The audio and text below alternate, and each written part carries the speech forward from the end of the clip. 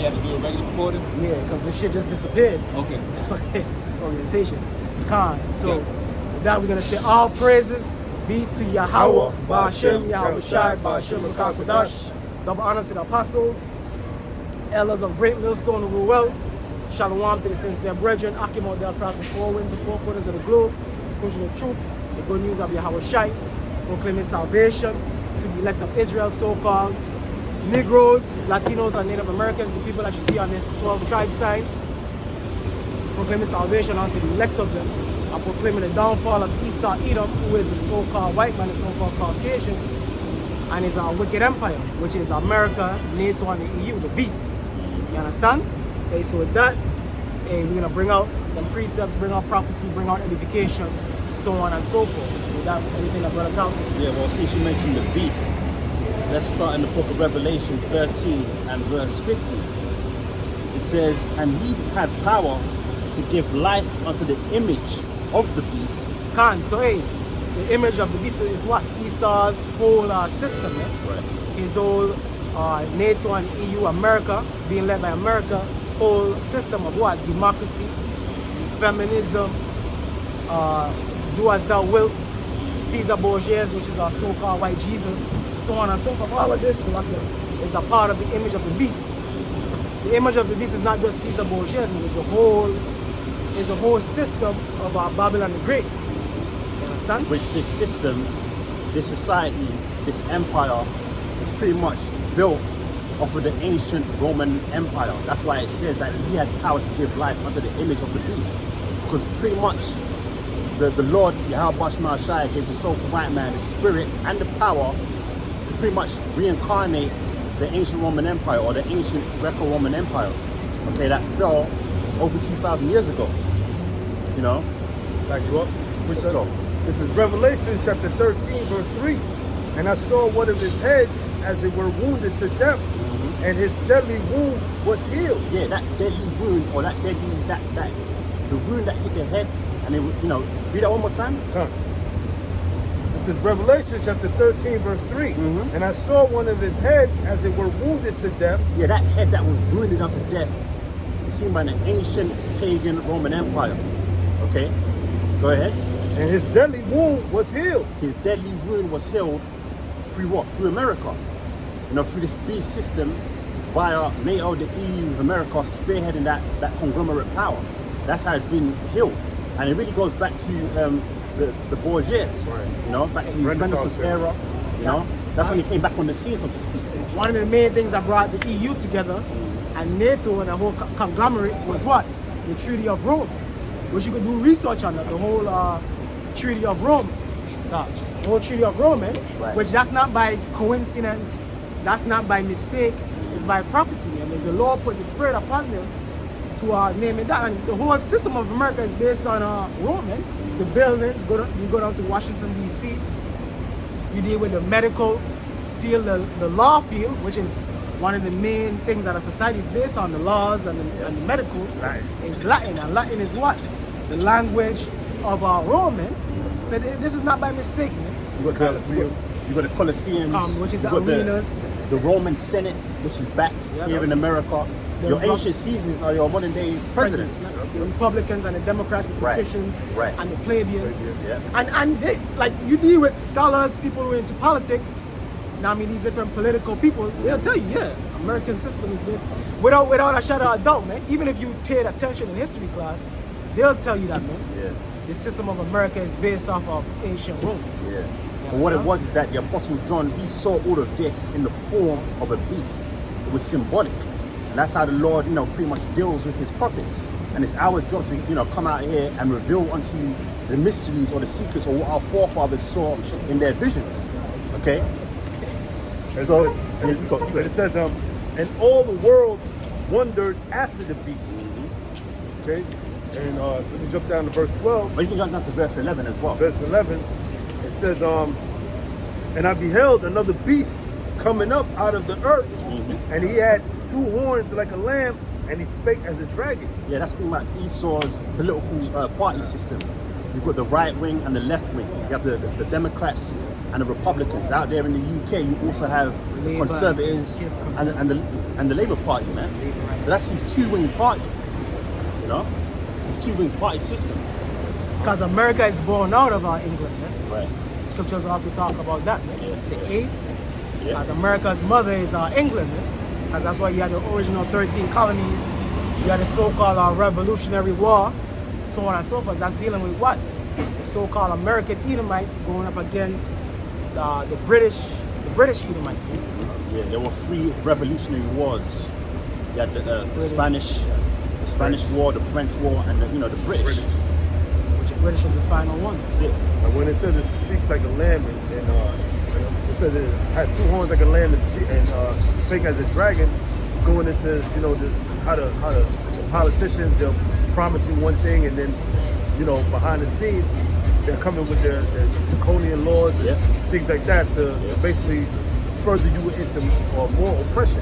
And even America as a whole, when they're dealing with their foreign policy with these different nations, they speak like, oh, we're coming to give you democracy, Right. we're coming to help your people, but then they come to fuck them people over, man. Coming You know for what I mean? resources. Coming for resources to turn your woman out into whores. Yep. You know what I mean? Basically to pollute your country, man. Have your country worse off than it was before. And a good example of that is Libya, man, with Muammar Gaddafi, man. They took Gaddafi out, and they were selling, whatever. Some of them are Hamites or some of them are Jake. They were selling so-called black-looking people in slave markets over there in Libya, man. After Gaddafi died, man. Them Ishmaelites and them Hamites over there, they were selling so-called black-looking people in slave markets, man. And that's done by what? America, man. That was America's fault, because America took out Gaddafi, man. You know what I mean? The same thing they did in Iraq, they did in Afghanistan. You know what I mean? They did it over there in Vietnam, so on and so forth. They're sowing chaos, like Habakkuk, the book of Habakkuk tell you. They're showing chaos, man, across the earth, man. They're not satisfied. Yeah, it's death. Yeah, it's You death. can't be satisfied. Also, when you go into that word dragon, it goes back to the Greek word draken, which should bring about the man, Draco.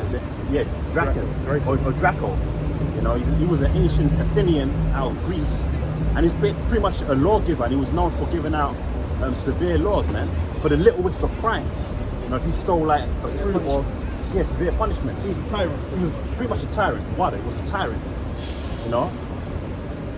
So that's where you get the draconian legislation from. Right. Well, when you watch that movie Black Knight with Eddie Murphy, remember he asked the guy, Martin Lawrence. I'm sorry, Martin Lawrence.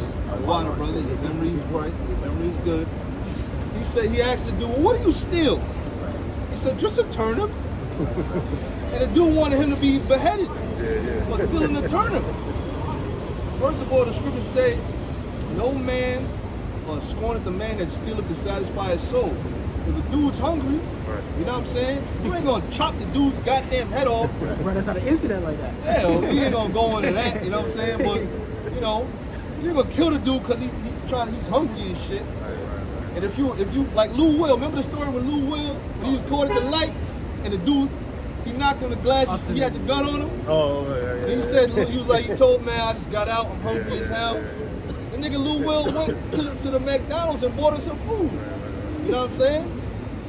So you gotta judge justly, man, and always remember mercy, because you never know when you gonna be in a situation where you need mercy. You know what I'm saying? The Lord said, Yeah, you got it. the Lord You got said it. through James, you show no mercy Yeah, from to them. No, you have no mercy to them that show no mercy. But paraphrasing, man. And check it out, Esau is like that, because even when you deal with this whole immigration shit, you would think that Esau would think about the so-called white man would think like, damn, well, our ancestors came over here as immigrants and fucked over the Native Americans. Well, let's ease off on the Mexicans, let's ease off on the different tribes coming from South America, Central America, and the Caribbean. No, they're like, fuck y'all, they fucking you up at the border. You know what I mean? They're putting you in concentration camps, so on and so forth. Why is that? Because he sees this as his own land. Yeah. He's the thief. Right. He's actually stole this land. Now this land actually belongs to him. Right. So he's like, fuck everyone. This is my land. This is my rules. This is my laws. That's why the scripture says, his soul is not upright in him. You know, you're looking for him to show you some type of mercy or reparations. You walking up the wrong tree. You still have niggas looking for reparations. You have niggas in America looking for reparations. You have Jake, those so-called West Indians looking for reparations in that whole CARICOM thing, the Caribbean community. They're looking for reparations from the British, from the Dutch, from the French, so on and so forth, man. They're looking for reparations, man. You simple-minded niggas, man. Here's the real reparations. Revelation 13, verse 9 to 10 says, if any man have an ear, let him hear. God. He that leadeth into captivity shall go into captivity, and he that killeth with the sword must be killed with the sword. Khan, I was thinking about this yesterday too, man. There's a saying in the world, 2 wrongs don't make a right, which that's not true, man.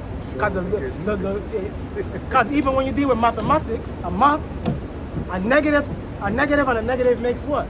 A positive. A negative times a negative makes a positive. So in order to right a wrong, you have to so-called do a wrong to the person that did the wrong, man. You know what I mean? That's why the scriptures deal with an eye for an eye, man. If you kill somebody, you have to be put to death, man. Putting to death a person that committed murder is not wrong, man. I got you. You know what I mean? Hey, well, when who was it? Saul that offended the Lord. He did something he wasn't supposed to do, and the Lord said, "Look, kill 7 of your children." Can't, so the Lord even do with that. Then Killed the Gibeonites. he killed the Gibeonites because he made a vow with them that we wasn't gonna fuck with them. Right. Then he killed them. In the eyes of the Lord, look, I don't give a damn if you Israelites or not. Right. All right? You made a vow with these people, and you said it in my name. You gonna keep it, or I'm gonna fuck y'all up. He go ahead and kill him. The Lord was mad as hell. He started tearing shit up. Then they, oh Lord, what can we do? There was a famine during the time of David. There you go. All right? He said, kill 7 of them. Okay? Then it will suffice at me. So ain't that 2 wrongs right there? Now everything is canceled out. Now we back at naught. Now we could go off of that and start being righteous, man. Things got to be on an even playing field before you can go this way or that way, man. And through the spirit, because that happened during the time of David, right? Yep. Those were probably those Saul's same children who committed those acts coming back, man. They were probably involved in the slaying of the Gibeonites, it was. Because technically, you're not supposed to suffer for your father's sins, man. But then the Lord deals with what? Reincarnation. Yeah. So them men that got killed, they more than likely had something to do with what happened, transgressed against the Gibeonites, man. Because the Lord is perfect in all his doings, man. This is Proverbs chapter 11, verse 1. A false balance is abomination to the Lord. Because the Lord deals with balance. You're not gonna commit murder and you good, man. No, nobody can't kill you. No, man, that's madness, man. You know, I mean, you're not gonna rob from somebody and you don't have to reinstate what you robbed, man. That's madness, man.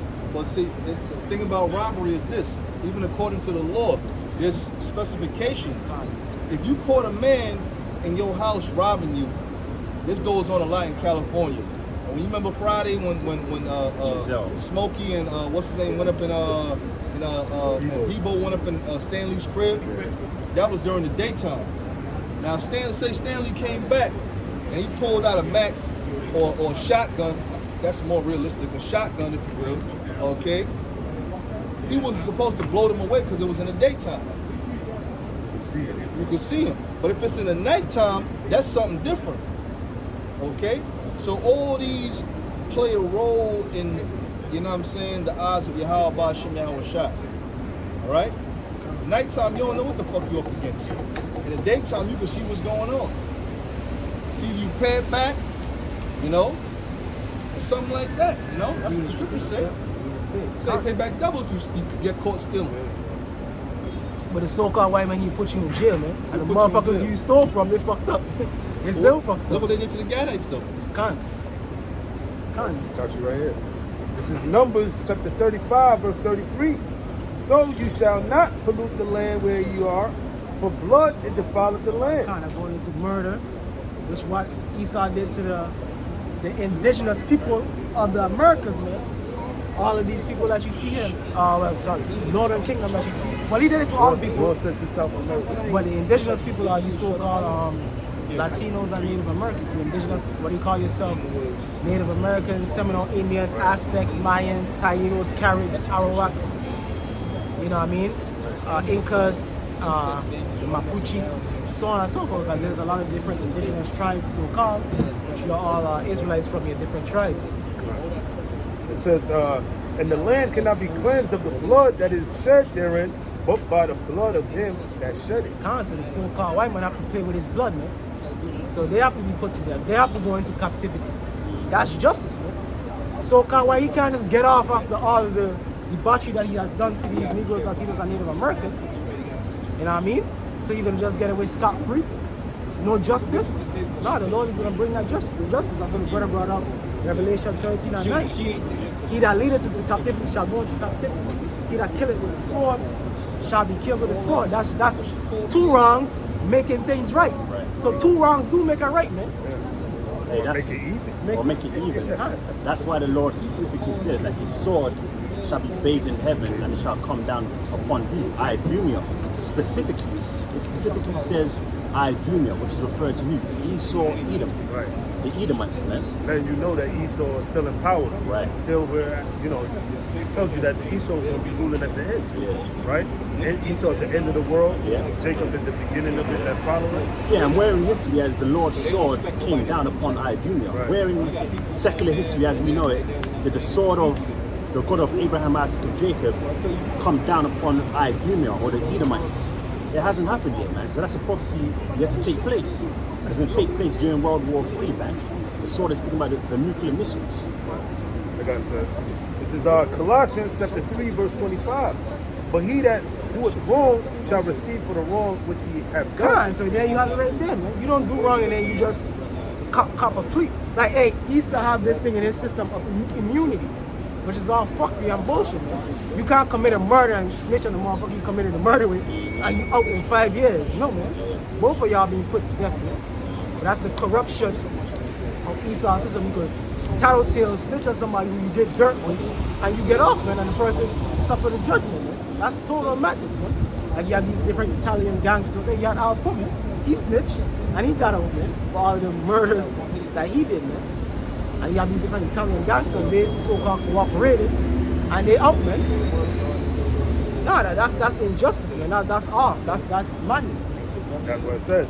And there is no respect of persons. Constant, there's no respect to the person. You know what I mean? The Lord is not going to take a bribe from Esau. You know what I'm saying? The Lord ain't going to take no bribe or no. You can't cooperate with the Lord, man. The judgment is set. The judgment is the judgment. And the Lord ain't even coming to negotiate either. Right.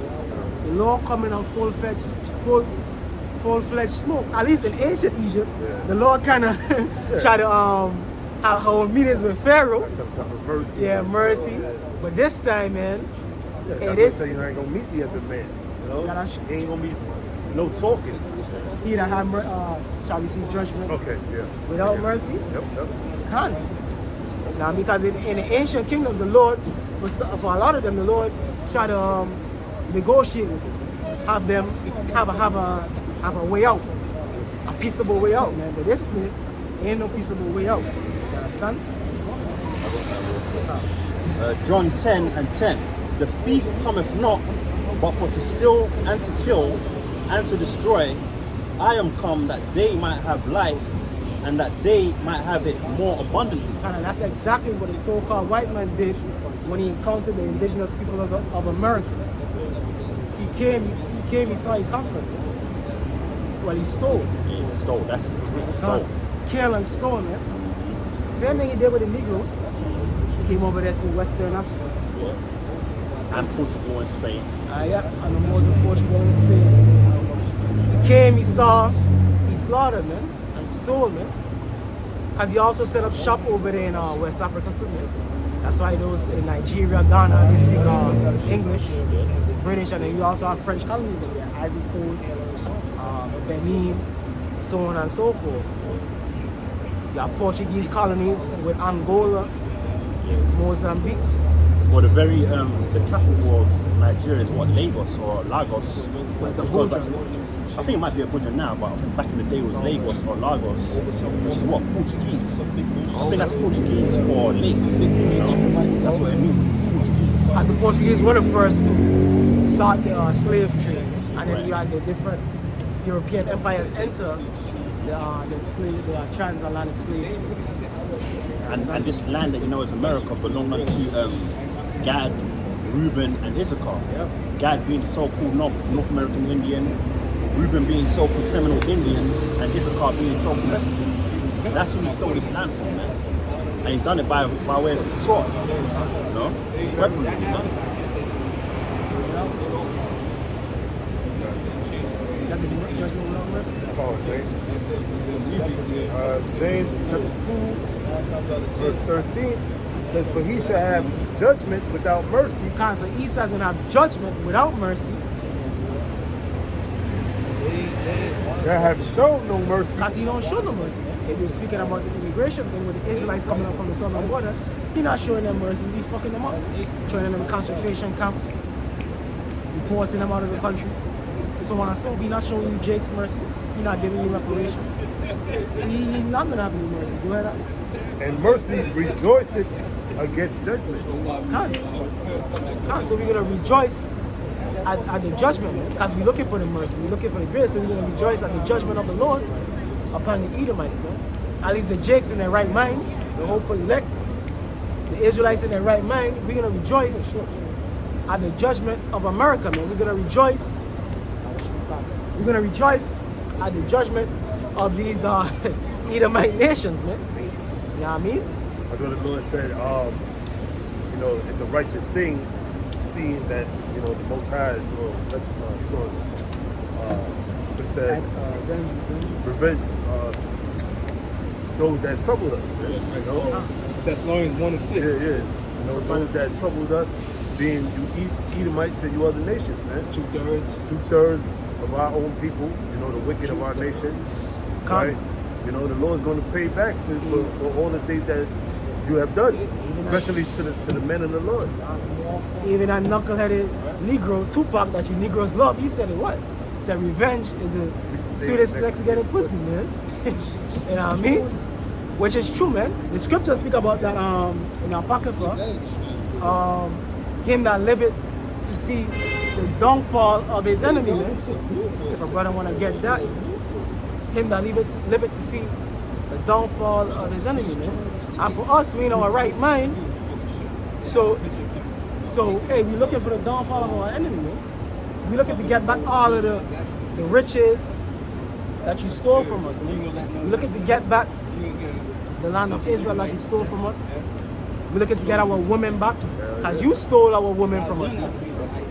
You know what I mean? Because the so-called black, Hispanic, and Native American woman, they're not with the so-called black, Hispanic, and Native American. They don't view them as kings, they don't view them as lords. They view them as inferior to the so-called white man, man. I mean, that's why if you go down to South America, you go down to the Caribbean islands, they venerate the so-called white man. They want to get with the so-called white man. Hey, amongst the Latin tribes, they got something called what? Better in the race, man. And what does that concept go into? It goes into which you getting with a so-called white person, man. The woman getting with so-called white men to better the race, man. Or a lighter skinned person to better the race, man. Which is all because of what? White supremacy. It's because of the destruction of our people from the so-called white man. You know what I mean? So we're gonna get all of that. We're gonna get our women back.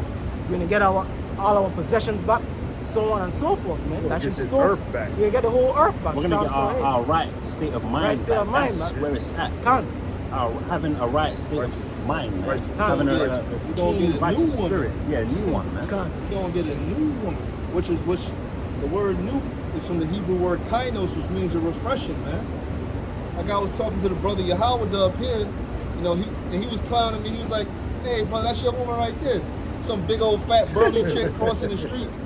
I said, "Yeah, brother, probably in the spirit, brother." I said, "Yeah, in the kingdom, she gonna be a fine ass woman." You know what I'm saying? That's for every Israelite woman on earth. Every last Israelite woman gonna be fine as hell, man. And guess what? Their attitude is gonna be completely transformed. All this loud mouth nigga woman shit, talking shit, wearing a goddamn wig cap on your head, a bonnet, fucking gluing goddamn wigs around your shit, Lace front. wearing a damn lace front. Look, It's over. It's gonna die here in America. Yeah. All that BBL shit. Now, you know what's so crazy? I was telling a brother about the BBLs, man. I said, yo, you got a chick. The chick is slim, right? Yeah. She ain't waiting for her to get pregnant.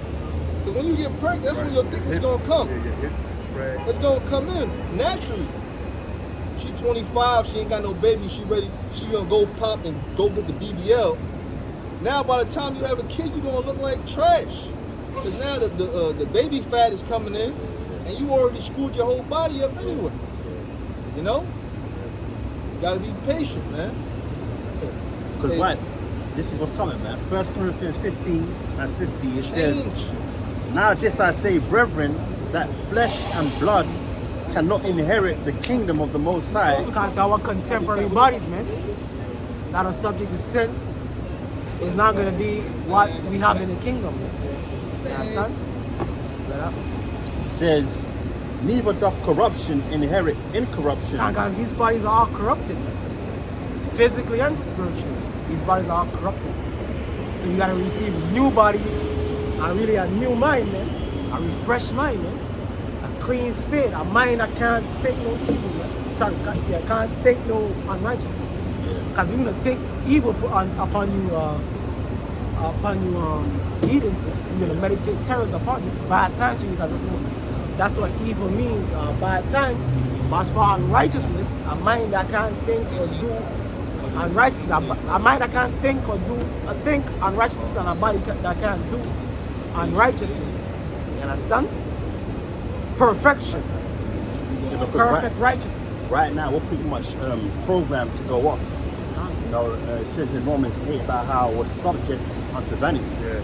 You know, we've been made subject pretty much to go off, to not keep the law, statute, commandments, but the Lord is going to reprogram us as a people. Right. Because it's a reason why the Lord do that. Yeah. You know, for us to know what, both good and evil, right? Because that's how you be the ultimate judge. Yeah, that's how you bear God. With God. That's how you bear God. By knowing both sides of the spectrum. Yeah. Just as the Heavenly Father knows both sides of the spectrum. As it says in Isaiah 45 and 7, I've created both evil and I've created life. I've created evil and I've created light. So it's roughly paraphrasing. Isaiah 45 and verse 7. Okay. You know? I've created light and darkness. You know? So it goes on to say, 1 Corinthians 15 and 51, behold, I show you a mystery. We shall not all sleep, but we shall all be changed. God, so we're going to be changed. And not all of us going to be put together. I mean, some of us are going to be put together. It could be a lot, but hey, but you're going to be risen up first. Those of us that are in the spiritual world. But we're going to, all of us are going to receive new bodies, man. Perfect bodies. Perfection. You know, brothers used to say, what, extraterrestrial bodies? That was like the common saying. You know what I mean? But if that's the word to describe it, I mean, that's from our mind frame. But well, that's exactly what it is, because the word terrestrial basically means earth. So we're going to be here on the earth, but we're going to be on an extra level. Oh, yeah. We're going to be on a whole different, higher level. We're still going to have this look about us, so to speak, as being human beings, but we're going to have supernatural powers. We're going to still be able to have sex.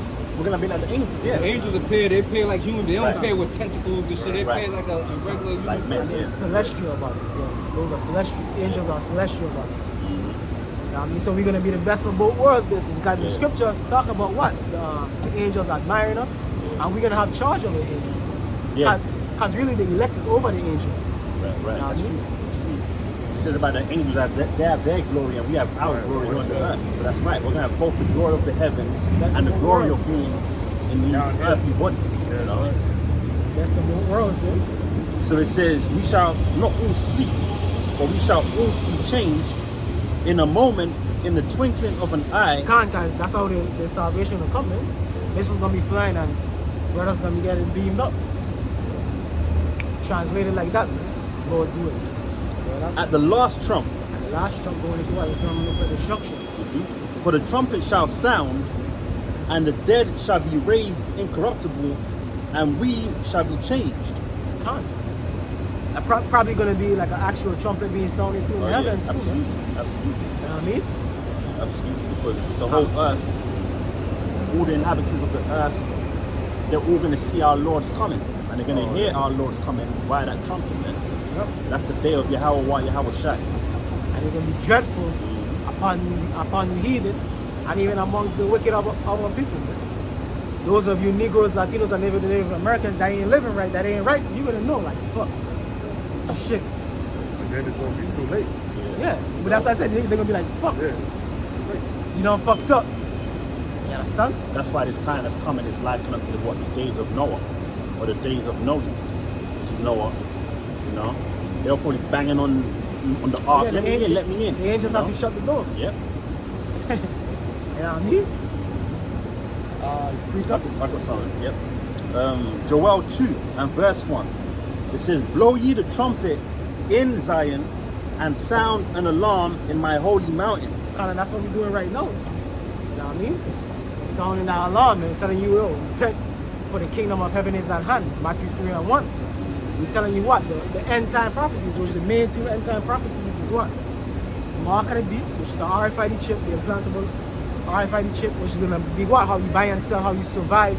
Well, not how you survive. Well, how you maneuver in this society, in the end times, and the World War III, which everybody can see World War III. You should be able to see World War III. Even simple-minded people in the world, they might not believe it's going to come to pass in their time, but they can see it too, man. You know what I mean? But it's still going to come like a thief in the night upon them, man, because they're not going to expect it to happen. Man. Oh, and the prophecy of Yahweh Shai returning in the manner that he's going to come back. That's the very last. That's the very last. Yeah. Well, it's going to be simultaneous yeah. with the missiles. Right. You know, Come. the Lord coming back in the chariot with the multitude of angels, man. That's a major prophecy. A major prophecy, man. I think a brother posted a saying in the chat. Fuck, I'm trying to remember. It was something with no, it was a GNT. I think it was you when it was like how it could come in a single. How it could come in a single minute. How the destruction could come in swiftly, man, like in a single minute or something like that. You know what I mean? But I said that 1 hour. That so great riches come to North. You know, that's all it's going to take for this place to be destroyed. And that's why Yahweh Shai said that he beheld Satan fall as lightning because of the speed in which he's going to go out in, man, within 60 minutes or less. Guys, hey, the nuclear experts, what they agree with that. They say that, and also they say once nuclear missile, once one nuclear missile is shut off, that's it, man. Everybody letting off, man. Everybody letting off. Man. Once one of them let off, all countries letting off. Man. And they're just not letting off one at a time. They're letting off their arsenals, man. Well, that goes into what the Apostle John saw the Fixed four. how many missiles did it shoot? 200 million missiles. 200 million missiles. Yep. Whether that be Or the warheads. warheads. Yeah. Warheads, yep. It's usually probably going to be warheads because I doubt there's actually 200 Yeah. million missiles itself. Yeah, it is warheads. You know, it's They warheads, break off. man. Yeah. They break off. Exactly. So it goes on to say, "Sound an alarm in my holy mountain, let all the inhabitants of the land tremble, for the day of the Lord Yahweh cometh, for it is nigh at hand." And this is only going to magnify more and more, man. Where you people are going to be in trembling, man. But for most of you, it's going to be too late, man. Unless you're part of the elect, it's going to be too late. But we sounding the alarm right now, and the alarm is only going to get more and more dreadful, man. You know what I mean? And the doors of mercy is going to get more and more closing, man. Where you can only squeeze through, man. Squeeze through, and only the elect is going to be able to squeeze through, man. Yeah, right now, you know, the majority of our people are pretty much hitting that spiritual snooze on the alarm clock. Not wanting to get up, not wanting to wake up, which really is not of their own will. Right. It's the will of Yahweh Shai, closing their minds to this, you know? Well, the Yahweh Shai said when he wept over the city, he says that if you knew what was for your good, but it's being withheld from you. And who's doing withholding it? Yahweh Bashim Yahshua through his holy angels. So that's part of the dangerous part that the common person in the world don't want to accept. That the Most High, I'm going to send my word out, but I'm going to make certain people deliberately not hear it.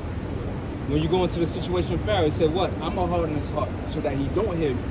When you go into Eli's 2 sons, They came and rebuked them for the wickedness that they was doing, but they said it was the Lord's pleasure to destroy them. So he hardened their hearts so that they wouldn't hear the reproof. So you never want to get to the point that the Most High is that against you, that say, you know what, I'm gonna make sure you don't hear. Because he has to abide by his own word. So once you repent, he can't. He has to say. Yeah, he's like, I can't fucking. This is my rules that I set up. So what he do, he keeps certain people from repenting, man. So we're at the point like it says in the book of Revelation 21, those that are filthy, let them be filthy still, and those that are just, let them be just. Because it's out of our power. We gotta make sure that when this day that we're speaking about comes, that we're in the right with him. Because we're all being brought to the judgment seat, not just 2/3. Everybody, now we're gonna know when this day comes, if you generally was pleasing to him. If you saved, that means you generally was doing what was pleasing to him. Right. So that this day that's coming, that's why it says the great and notable day of the Lord. So when this day comes, that's when we're gonna officially know. All right, boom. Y'all brothers was doing what's right. Because the judgment is gonna be destruction or salvation. Salvation is okay. You satisfy his pleasure. You did his pleasure. And that's what we're looking for. So every day we wake up, it's like, all right, how can I get more in tune with the Most High ones? Remember, if we're not living up to Yahushua, which is the 4 Gospels, if we ain't living up to that, we really ain't doing shit. Because Yahushua made it clear, said, not everybody that said, Lord, Lord, shall enter the kingdom. Having not done many wonderful works, that alone should scare you. So you could do wonderful things in the name of the Lord and still not make it? Yeah. Have we not cast out demons in your name? Yeah, you did do all that. But depart from me, ye that work iniquity. You still was a wicked person doing it. And that's dangerous. He said many are called, but few are chosen. And this is just the calling stage right now. Right. Paul said it too, man. He said, lest I be a castaway. You know what I mean? Because every man is replaceable, man. Yahweh Shai said, well, he can raise up stones to be the children of Israel. You know what I mean? He's not going to do that, but he could if he wanted to. You know what I mean? I got something. Right. This is 2nd Esdras chapter 9 verse 13. And therefore be thou not curious how the ungodly shall be punished, and when, but inquire how the righteous shall be saved. Whose the world is, and for whom the world is created. So really and truly, we're not worried about you niggas. We know you're gonna be judged, but really and truly, you don't belong. Oh, I wonder how Jake is gonna get put to death. Nah, man, you belong really worried about how you're gonna be saved. You know what I mean? How you're gonna be saved. You know what I mean? Yeah, so essentially we're seeking out for the elect of Israel only. You know? If you come up to the camp and you start arguing or you just can't get it, our attitude is that we're just going to move on, man. Because we're only out here for the elect. Same way with the Lord. When you go to Matthew 24 and verse 30 to 31, Yahweh Shai says he's only coming to come back to gather his elect. So it's all about the elect of Israel receiving this truth, man. That is it. Alright, so back in Joel 2 and verse 2, it says, a day of darkness and of gloominess, a day of... That's the end times, man. Darkness, gloominess, death, destruction, so on and so forth. You go it up? Yep. A day of clouds and of thick darkness, as the morning is spread upon the mountains, a great people and a strong. That's going into the missiles. That's right. Because the missiles are the army of the Lord. That's right. That's why the scriptures speak about the Lord making the angels put an evil thought in the minds of the kings. Because it's really, you have to really be a madman to press them nuclear buttons. Because that's the end of your world. That's the end of your rulership. Man. They have this saying called what? Mutually assured destruction. Which is true, they're going to destroy each other. America's going to be completely destroyed. Also, the power structure of these heathens, the Chinese, the Russians, they're going to be destroyed too. You know what I mean? And the Lord is going to use the two main antagonists in this movie, so to speak, both America, or the Edomite American, and the Edomite Russian, to bring about the end of Esau's kingdom. That's why Yahweh Shai said, if Satan be divided against itself, his kingdom cannot stand, man. Because they're going to take each other out. Russia and America, or Russia taking out America, vice versa. And it's really in the hopes of the the elites Right.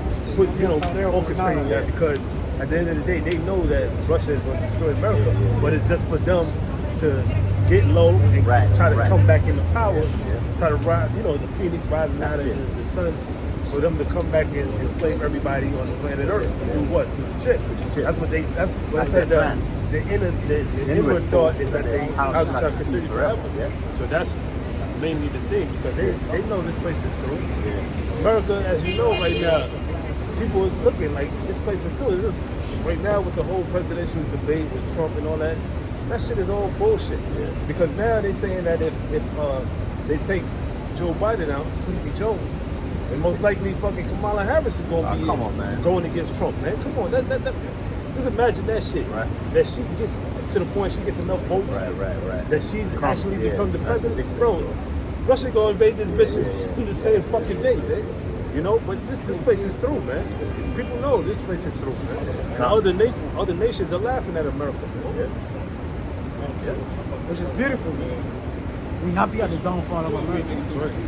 It says back in Joel 2, a great people and a strong, like the brother said, because ultimately the missiles are part of the Lord's army. And that's another reason why the Lord is known as Yahweh of hosts. Yahweh is his name, hosts meaning armies. And a part of the Lord's army is not only the different troops around the world, that right now he's mustering the host of the battle, so to speak, to fight in World War III on the Battle of Armageddon, but it also includes the weapons, man. The nuclear missiles, that's a part of the Lord's army, man. So we're a part of the Lord's we're a army. part of the Lord's army on the right hand side too. Yeah. But what is spiritual army? That's spiritual battle. What is spiritual army? The Apostle Paul said that the weapons of our warfare are not carnal. Because the warfare that we're involved in is what is spiritual. And our main weapon, as it were, is the Bible. That's how we're breaking down all the strongholds. That's how we're tearing this kingdom down on a spiritual level. So it says, a great people and a strong, there have not been ever the like, neither shall be any more after it. Because nuclear missiles are new in this day and age, and it's not going to exist after they put to use. Hey, that's why the Lord said through Isaiah, when you go to Isaiah 9 and verse 5, let's read that. It says, for every battle of the warrior is with confused noise and garments rolled in blood, but this shall be with burning and fuel of fire. Nuclear missiles. Fire, and that's what nuclear missiles produce. Fire! Right, nigga. Fire. Yeah, watch the fire. Right? So, but you Rastafarians, you're gonna get liquid fire too, man. If you don't repent from the madness of praising Selassie. If you don't repent from thinking that you are Ethiopian, man. Right. From worshiping Africa, man. You're gonna get licked with fire, man. Well, you might get drowned with water down there in Jamaica and Trinidad and Barbados. And them slave colonies down there, man. Hey, didn't the Lord visit that place over there, man? Oh, yeah. Through that hurricane. Hurricane Beryl. That's how the Lord's garment is. Beryl. So if you don't repent, you're gonna get liquid fire or drowned with water, whatever one, man. Whatever judgment the Lord have for them West Indian islands. Yeah, and the worshipping of false gods or any idols outside of the one true power, Yahweh Shai, that's spiritual fornication, and that's a principal commandment. Yeah, there's a couple of offenses. It's a couple of offenses. That's the word of the Lord is a jealous power. Jealous power. You can't have no other God over the Most High. Hey, the scriptures tell you in St. Chronicles, if any man, even your brother, your mother, your father, entice you to come and serve another God, man, you should put them to death. Your hand should be first upon them, man. So hey, that's a principle. That's one of the principal things, man. Yeah. Idolatry, man. You see, most of our people, majority of them, they're into all that shit, man. Yeah. Especially the Northern Kingdom. They go to fucking these botanicas and things, thinking they can get a spiritual cleansing and all that. Man, once you do that, anything outside of this truth, you're seeking Satan, man. Yeah. No matter how they might put it, that's just for, It's just to you know, rid you of certain spirits and this, like, man, that's all bullshit. That's all through Satan, man. Even if you, because brothers deal with incense, but these Well, the scriptures tell you the kings, the priests would burn incense. Yeah, yeah. A certain incense. You couldn't just light up some regular incense. You know what I'm saying? You get put to death for that. There was a set recipe to set against it. Right. What I was gonna say is that even with these different Northern Kingdom, the Santeria and the different idols, they burn Palo Santo and stuff. Yeah. But they're not burning it to Yahweh Shem Yahweh Shai, man. No. They're burning it to idols, man. So if you're doing that, you going off, man. You know what I mean? Just because you might be burning righteous incense, but sage or Palo Santo or whatever, but you're burning it to a false god. San Miguel. You're not burning it to the Lord, man. And here's the law on adultery. Leviticus 20 and verse 10 says, and remember, there's spiritual adultery and earthly or physical adultery between man and woman, so to speak.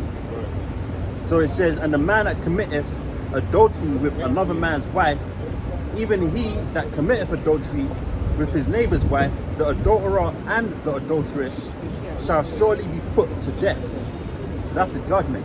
The judgment for adultery, whether it be, you know, you sleeping with another man's wife or a woman sleeping with a man outside of her husband, that the judgment for that is death. And the same thing goes for when you worship other gods, because we're married unto the Heavenly Father, Yahweh, through His Son Yahweh Shai, man. So when you worship other gods, be it like you said, Haile Selassie, or those of you that's in Islam, or even Christianity, the majority of our people that's, you know, white, you got white Jesus. A lot of our people are caught up in that Christianity, worshiping Caesar Borgia. That's a good target. The majority of Jake. That's spiritual adultery, man. Spiritual fornication. So the judgment is what? Death. That's it, man. That's the punishment. I got something for you. This is Jeremiah chapter 3, verse 1. They say, if a man put away his wife, and she go from him, and become another man's, shall he return unto her again? Shall not that land be greatly polluted? So the same way, That's what he did. yeah, the same When the thing. Lord accepted us back, the Lord right. had mercy. The Lord had mercy upon us. You know what I mean?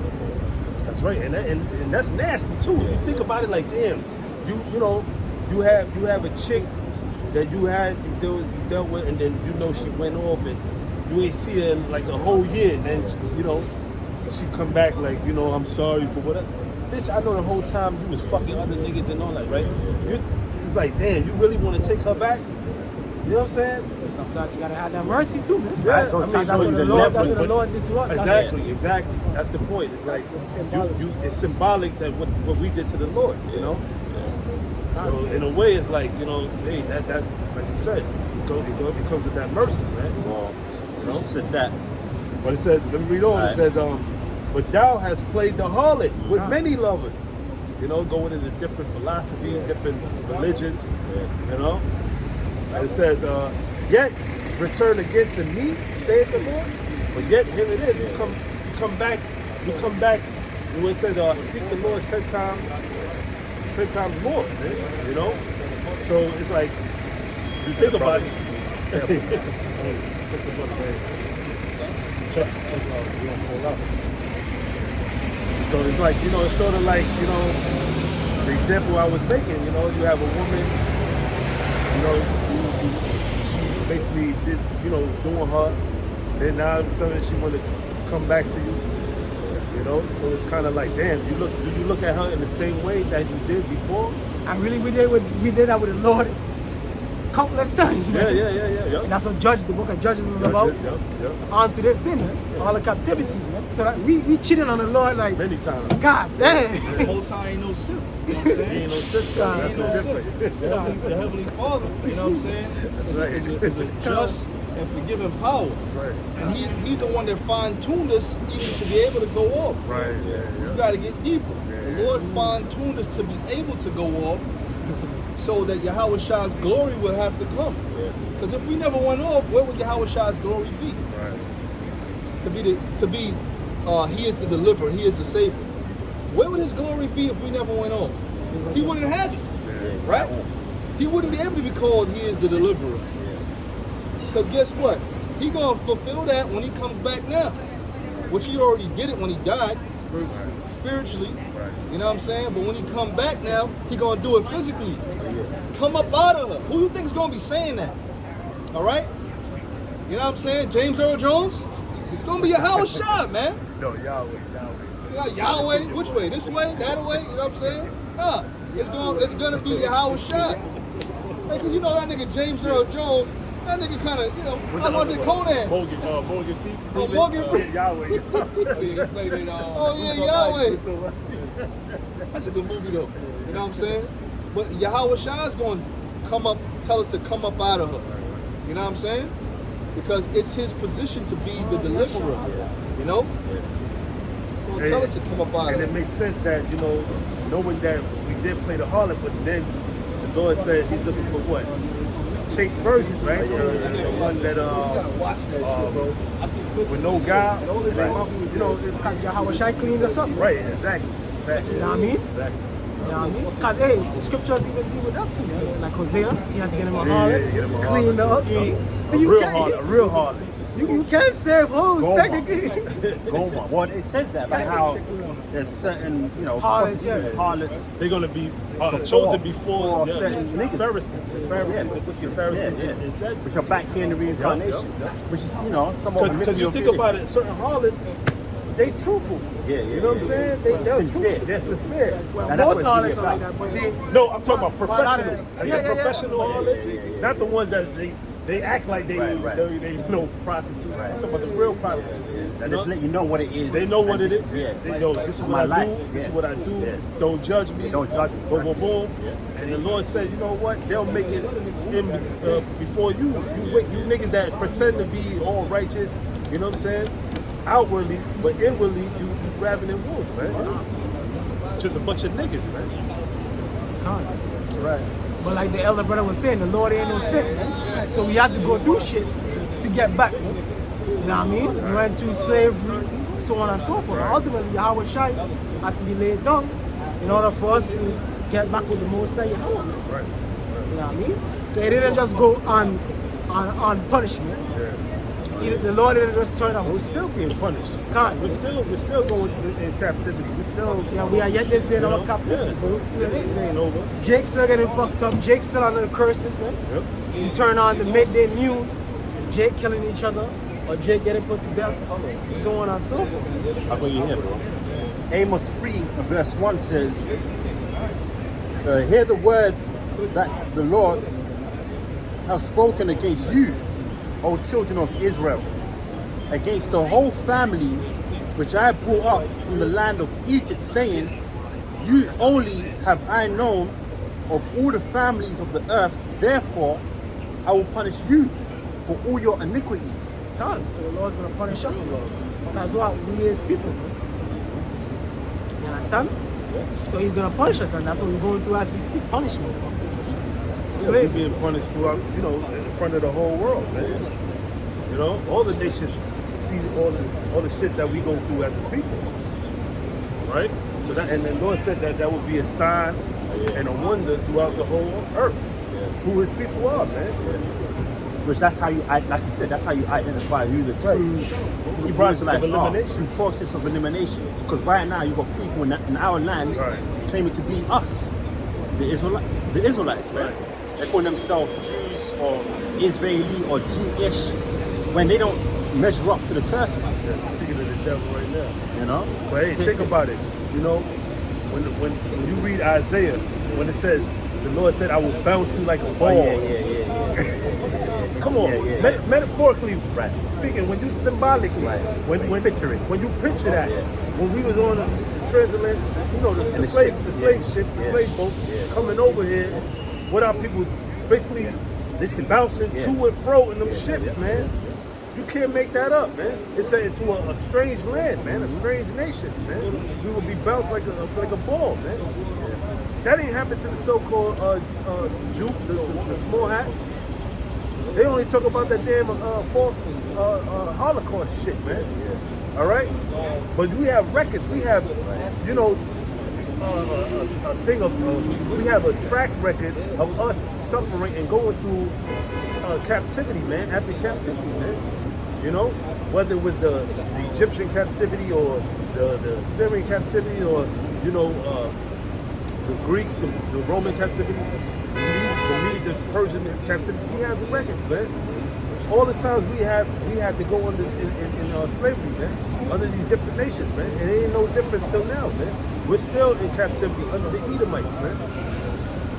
And even the curse of, you know, thine eye shall be evil towards thy brother. Oh, man. But that only fits us as a Yeah, people, of bro. course. And that's like Of course. worldwide. You know what I'm saying?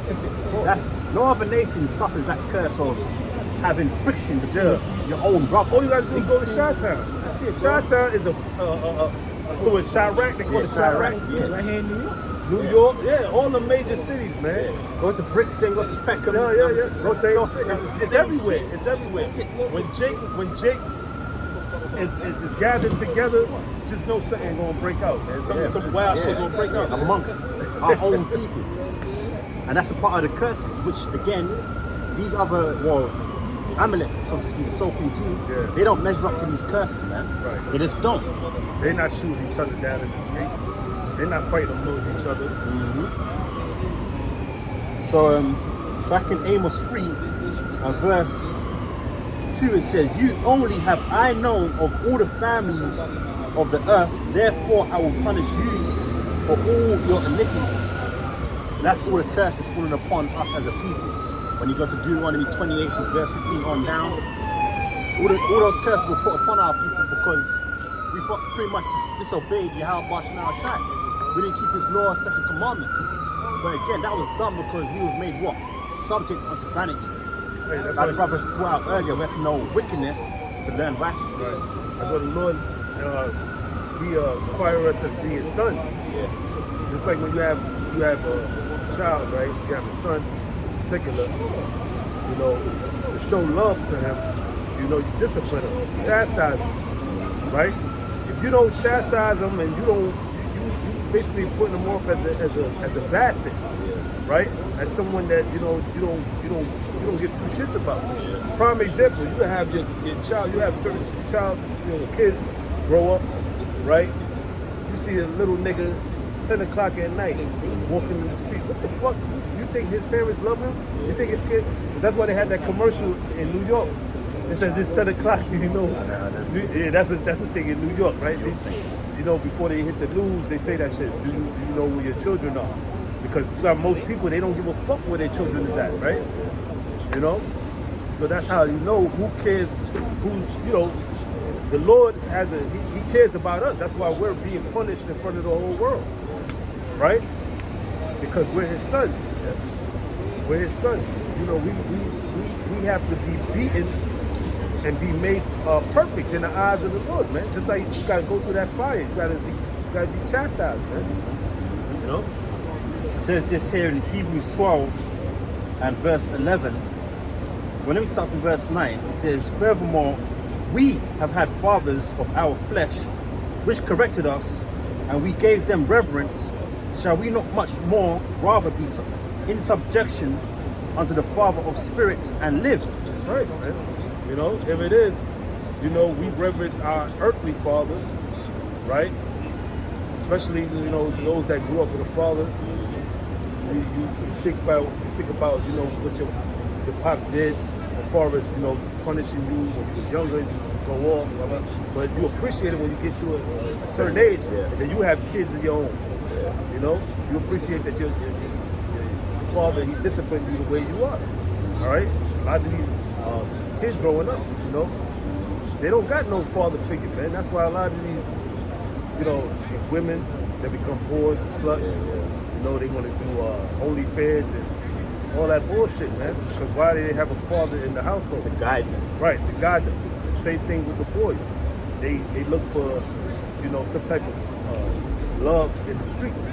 You know, whether it's joining up with a gang, right, selling drugs, whatever it is, right? They're looking for some type of acceptance because why? They didn't have that father figure. So the same thing with the Lord. The Lord is a father unto us, man. All right, and he's showing us, he gave us laws, statutes, and commandments to abide by. The rest of the other nations, he don't give a damn about. He didn't make a covenant with the other nations. He made a covenant with us, man. All right, so that's why he punished us, man. We don't care about these other nations. But we're supposed to be, you know, in subjection to the Father, because He's the Father of spirits. That's the point, man. He's the Father of spirits. He's He's in power of both life and death. So why wouldn't you fear that power? Why wouldn't you fear Yahweh showing that? It says, "For they verily for a few days chastened us after their own pleasure, but He for our profit, that we might be partakers of His holiness. Now, no chastening for the present seemeth to be joyous." Right, when you catch in hell, it don't seem good at the moment, right? But it's for your betterment. It's for you to be, the Lord is modeling you to be like His Son, to be like Yahweh Shai. All right? That's why we go through these things, man, to make us perfect like Yahweh Shai. Yeah. And this whole situation that we've been in, you know, being on the bottom, going through these curses, which is part of the chastisement, you know, we're really going to appreciate in the kingdom, man. We're going to appreciate everything the Lord done unto us on this side, much more in the kingdom of heaven, man. Knowing both, you know, wickedness and righteousness, man. It says, "Now no chastening for the present seemeth to be joyous, but grievous. Nevertheless, afterward it yieldeth the peaceable fruit of righteousness unto them which are exercised thereby. Wherefore lift up the hands which hang down and the feeble knees." No, Hey, lift up, yeah, you got it. And you know what's so crazy about that? We got Job as an example. What you know, what better person was going through catching hell more than Job, man? Right? And guess what? The Lord had it where He told Satan, He said, "Listen, you can do whatever you want to Job, just don't kill him." Right? And I bet you He won't curse him. I bet you the Lord still will. The Lord said that Job was going to still keep his integrity. He's not going to, because that was a bet between him and Satan behind the scene. But Job didn't know that. Job doing everything, in his power to please the Lord. So how is it even his friends turned against him? It's like, damn, because they understood judgment. Yeah. They're like, damn, you got to be doing something, man. Like, what's going on? You lost all your kids in one day. You're getting plagued with all these boils and all over your body. Even his woman turned against him. You know what I'm saying? It said, "Would you curse the Most High and die?" That was Satan. Which was Satan. Yep, through his woman. Exactly. And that's how the Lord, the Lord had it, because He wanted to show, basically, through the example for us today. Yeah. All things were written aforetime for our learning, right? So the thing is, when we hear about stories like Job, this is supposed to, give us faith to know that, hey, no matter how things are and how bad things are, keep your integrity at the end of the day, man. Oh, get that in Sirach too, where it says make not haste in the time of trouble. So these are the things we have to look at as, like, the Lord have certain examples for us to know in this time to understand, man. Don't worry, man. The Lord got us, man. Regardless of how things may seem, because we're coming in a time of some real trouble, man. Some real evil days, man. All right. Scriptures mentioned in Jeremiah 30th chapter, the time of Jacob's trouble. All right, a time like never before seen on the earth, man. Okay. Sirach chapter 2, verse 2, verse 1. "My son, if thou come to serve the Lord, prepare thy soul for temptation, set thy heart aright, and constantly endure." Right, constantly endure, man. Knowing that all the things that we're going to see, all right, we're going to go through temptation. Certain things that didn't offend us in the world before we knew the truth, now it offends us, man. All right? We would just, like, brush it off, like, without. But now it's like we see it because our minds are open. Our minds are open now to all the wickedness that at one time we were a part of, and we didn't even know. But now that we have this, right, we was ignorant to it. But now that we know certain things according to the truth, we know that it's not to do. It's not good for you to commit adultery. It's not good for to eat abominable foods, right? Shrimp, pork, crab legs, all that, so on and so forth, right? And then you see our people being wicked, You know, we can't sense to be around that. All right. So certain things, you know, it affect us, man. To know that, you know, these people are fucking truly wicked, man, and the Lord is gonna destroy them. Right. Go ahead. Khan, Sirach chapter 2 verse 1. My son, if thou come to serve the Lord, prepare thy soul for temptation. And the ultimate temptation is going to be the hour of temptation, which the so-called white man, Esau Edom, all right, he's going to enforce that mark, that implantable microchip upon the masses. You know? See, that's the real temptation. Because we can say we're not going to take it, whatever, but it's up to the Lord to really put the spirit on us not to take that mark in those days, man. Because things are going to be so bad out here, right? Nobody wants to be homeless. Nobody wants to be without. But guess what? To show our faith to the Heavenly Father, we're going to have to deny ourselves. We're going to have to deny the flesh, the things of the world. All right? That's what's going to separate us from the majority of these people, man. Especially the 2/3 of our people, man. See, Esau and the other nations, the Lord don't give a damn if you do take it or you don't you don't take it, because you're still going to be destroyed. This is a warning to our people, man. You so-called blacks, Hispanics, and Native Americans. Okay? Go ahead. Hey, as well as you Jakes out there that may not look like us, because you got certain Israelites out there that don't necessarily look like so-called blacks, Latinos, or Native Americans, yet their spirit resonates with what we're bringing out. Sicilians. You know? So, you know, you got Jakes out there. Certain Irish. Yeah, certain Irish, Sicilians, like the brother said. You know? This message is to you too. You know, because this isn't a colour thing, that's the point. It's about colour to an extent, but it's not overall about what you look like, or, you know, it's really about you resonating with this truth. And the only ones that's going to resonate with this truth are the elect of Israel anyway, man. Period. Hey, through the spirit, I was watching the brothers from Holland this morning, and the brother that came up here not too long ago, he was speaking. He was saying, well, see me, he said, my father has an afro, and my mother is a white woman. Now, if I marry a woman, a Turkish woman, which we know that the Edomites that converted to Islam took over Turkey, you know what I'm saying, in the 1400s, going back to the fall of the Byzantine Empire. They still celebrate that in Turkey to this very day, okay? They said, brother said that my son will come out looking my grandson will come out looking more like a Edomite, you know, and so on and so forth. If you got with a so-called white woman, they will come out looking more like Edomites. What's the proof on that? Look at Blake Griffin. Yeah. Blake Griffin's son looked like a straight-up Edomite. He got with his so-called college sweetheart. They had a baby. Yeah, that's another one. Pat Mahomes is another one. His daughters, yeah.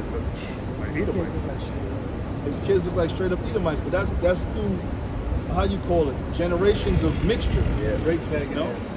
Yeah, Drake, well, she's a straight up nigga, a copy biting ass nigga, you know what I'm saying? But nonetheless, his kid looked like a straight up Edomite as well. His mother is an Amalekite. Yeah. His daddy's a nigga, obviously, all right? And he got with this blue-eyed Edomite chick, and his son came out looking like alfalfa, you know what I'm saying? with blue eyes. I don't know if she's a porn star or what. Yeah, his baby mother, yeah. I mean, she definitely looked good, but you know what I'm saying? She's from France. You know what I'm saying? You know, this is how the Israelites became scattered and looked like the other nations, man. Right. And this is not the first instance in history of this. Right. This is over a multitude of generations, man. You got something to say? Yeah, you know who was Israelites too? Ronaldo, man. The soccer player. Cristiano? Cristiano Ronaldo. Absolutely. Of course. Even Messi too, man. But Messi looks like an Edomite. Yeah. You know what I mean? Yeah. But you gotta Tell remember, him. you gotta remember the indigenous people of Argentina I'm fucked up. You know what I'm saying? Because why? Because you got a lot of Germans that went down there too and started intermingling with them. But see, what the thing about the Germans is, a lot of them don't know that the first right of Germany was under black men. So when we were conquering Edomite nations, you see a fine woman, that law still applied. If you see a woman You desire her for your woman, you know what I'm saying, for your wife. You know they wasn't shaving her head and letting her wait a month to mourn her people. They was jumping right on her ass, right then and there. You know? Because they lost the form of righteousness way back when. Okay?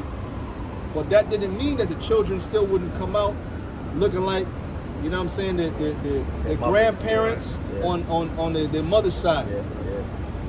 Then you got something that a study I went into a while back with the Moors, how they would conquer these Germanic tribes. And the Germanic tribes, they were like, how you call it? Hunter-gatherers, if you will. They didn't have no coin to give them. In other words, they couldn't give them shekels of gold. Okay. You don't got no shekels of gold to give me? Here's how you gonna pay me. Every year, I want 100 white virgins. This went on for 80 years. Okay? So you could imagine the type of children, we were all kind of prince looking, and who else, man? Who's another Bruno Mars looking niggas, you know what I'm saying? All throughout the Barge, the Bee Gees, all throughout Europe. A bunch of light-skinned looking Negroes, Judites that look like Edomites. All right? Yeah. Benjamites that look like Benjamites. Look at the case of Bob Marley and his father. There's no way you can tell me that Bob Marley is an Edomite or is a heathen. There's no way, Bob man. Marley's a straight up But his Israelite. father looks like a straight up Edomite. You His know what uncle, tribe he was looked like in? I have no idea. He looked like his uncle too. He was born and raised in that Jamaican culture, That's but I don't true, think yeah, that's the that's tribe true. that he is. Right. He probably gotta be a Benjamin. Yeah, he probably so. Because his father is Irish. Yeah, but not every single Irish person. Yeah. Just like even here in America, every single person in Judah Right. that was brought here, that's not how it works. Right. They didn't Like me, for instance, separate us. I don't necessarily know my tribe. Right. And I'm saying not necessarily Not because necessarily. you know it wasn't given unto you high priest Ariel. But through the spirit, because his songs it speaks about Benjamin, Chanting Reagan, down, yeah. chant. So you gotta, wolf, that and he's the wolf whole spirit. like forefront of that whole, you know what I mean, reggae That's true. music That's shit. true. So That's it's in the more spirit, than yeah. likely you gotta be a I Benjamin. mean, look, I'm supposed to be Benjamin. I got the niggas posted in my crib. Yeah, I ain't gonna lie. Somebody came to the house the other day. It's like, who's that? I said, that's Bob Marley. You know what I'm saying? That guy's posted up in my house. I mean, no, he probably Benjamin. But if he's not, what does it matter? Any goddamn It's way? not like his Jake. That's it. You know, he's still an Israelite. Yeah. You know what I'm saying? Without a question. And you got Jake and the truth saying he's an Edomite. Yeah, But I should well, show I mean, you Jake. they don't have no Who's saying he's an Edomite? Those other cats. You know, ISUPK and all See, that. that's The why. same That's thing they why. say Bruce Lee as well. But check this out. Give me real quick Revelation 14, and go to like I want to say maybe the second verse or third verse. It speaks about no man and none could sing that song. Yeah, Revelation 14:1 it says, We can start at one. Yeah. and I looked, and lo, a lamb stood on the Mount Zion. Who's that lamb? That lamb is Yahweh Shai. Because why? Because he was a sacrificial lamb for the whole nation. If you committed sin, you had to make a sin offering. All right? You understand what I'm saying? A clean beast. Okay? You understand what I'm saying? Yahweh Shai, and guess what? The beast had to be without blemish. Whether it was a turtle dove or a bullock or whatever. A lamb or whatever, a goat or whatever. Had to be without blemish. How did Yahweh Shai fit them criterias? Of course, he was a lamb. He came in peace. And he never committed sin, so he was without blemish. So read on. Yep. It says, So he was worthy to be the sacrifice. Yeah. Everybody else, if you want, brother, sure, why not? You know, everybody else, we didn't stand a chance. That's why in 5 it tells you that John wept much because there was no man found worthy to open that book and loose the seals thereof. But Yahweh Shai was that lamb without blemish that was actually worthy to do that. He was the only one. We all got sin. He was the only one that came down here in the likeness of corruptible flesh. But the difference is the new covenant was already within him. So he came as a pretext of how we're gonna be in the future. Okay? He's the prototype, if you will. Right. Because when he come back, he ain't gonna have that same Yahweh Shai body. That he, Right. First of all, it tells you that body's gonna be on display. We're gonna actually be able to look. Oh shit! This is what they did, and we're gonna be fucked up in the spirit behind that. Because we're gonna all the memories and emotions is gonna come back. So you know, the next few hours after, it's gonna be a great slaughter in the land of Idumea. You know what I'm saying? That might be the day. You know, it might be that same Maybe day. that same day. Right after the ceremony, cut rid of it. it, What the get fuck? rid of And you it. start flipping out, and every Edomite you see just knocking their teeth out and breaking them up. You know what I'm saying? Putting them to death. You know? Yeah, brother. Yep. It says, and I looked, and lo, a lamb stood on the Mount Zion. Zion is talking about you so-called Negroes, Latinos in Israel. And really, that Mount Zion is talking about the 144,000. That mountain is talking about the elect out of these tribes, you so-called Negroes, West Indians, Haitians, Dominicans, so on and so forth, man. Right? And with him 144,000. So when you do the math, that's 12,000 out of each of these tribes, man. 12 times 12 is 144. And lately you've been seeing that 144 everywhere.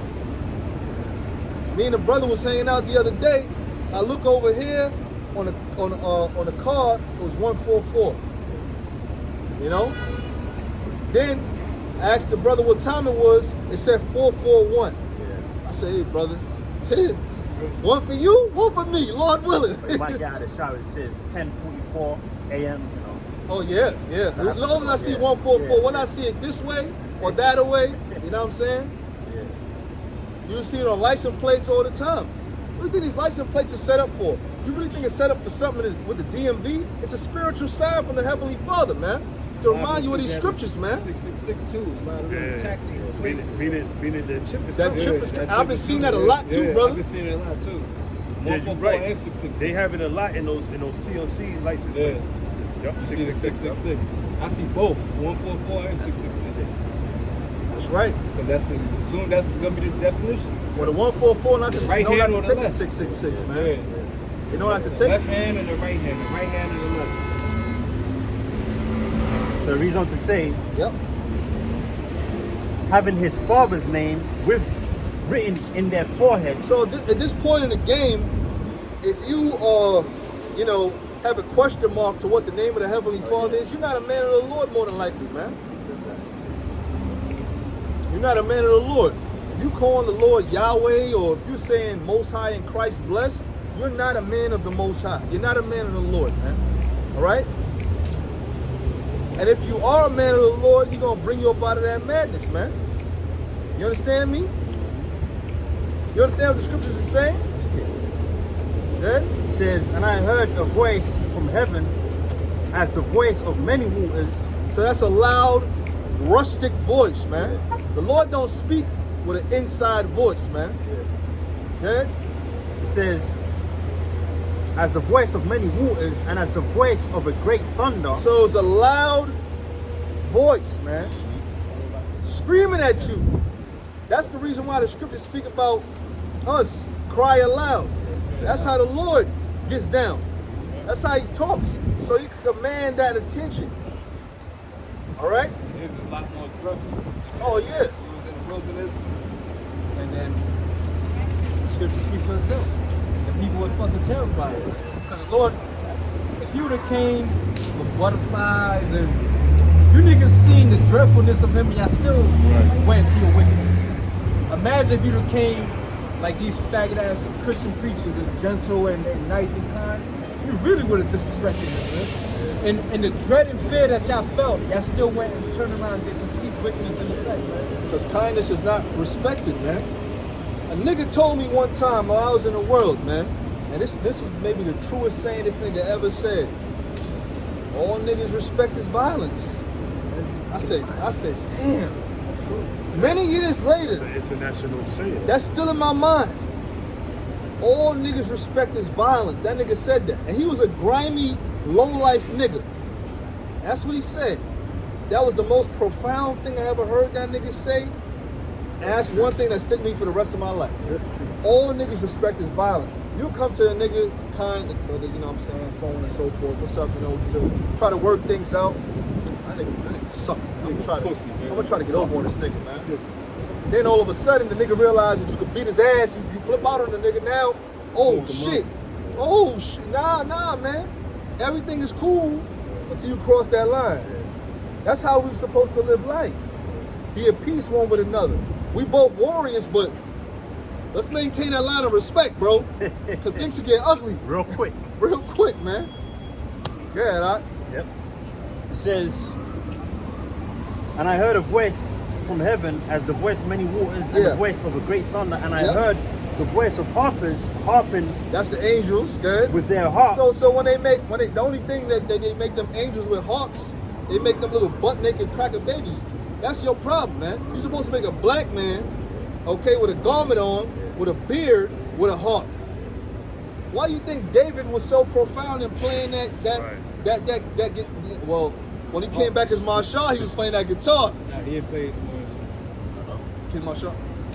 Yeshaya played the guitar. Okay. But that David was false invented different he had the harp, and then there's an instrument that we don't know. Right. Because there's an instrument, a 10-string instrument that he speaks about, which is probably is like a guitar. Okay. That we don't know what the hell it is. Expound. Yeah.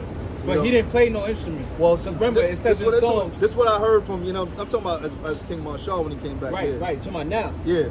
It says in the book of Psalms, if I forget Jerusalem, let my right hand forget its country. Yeah. So he didn't play no instruments. Yeshaya played. That's what Yeshaya trying to throw shade on him. Like, you don't. I gotta be David. You don't play. You don't even know how to play the guitar.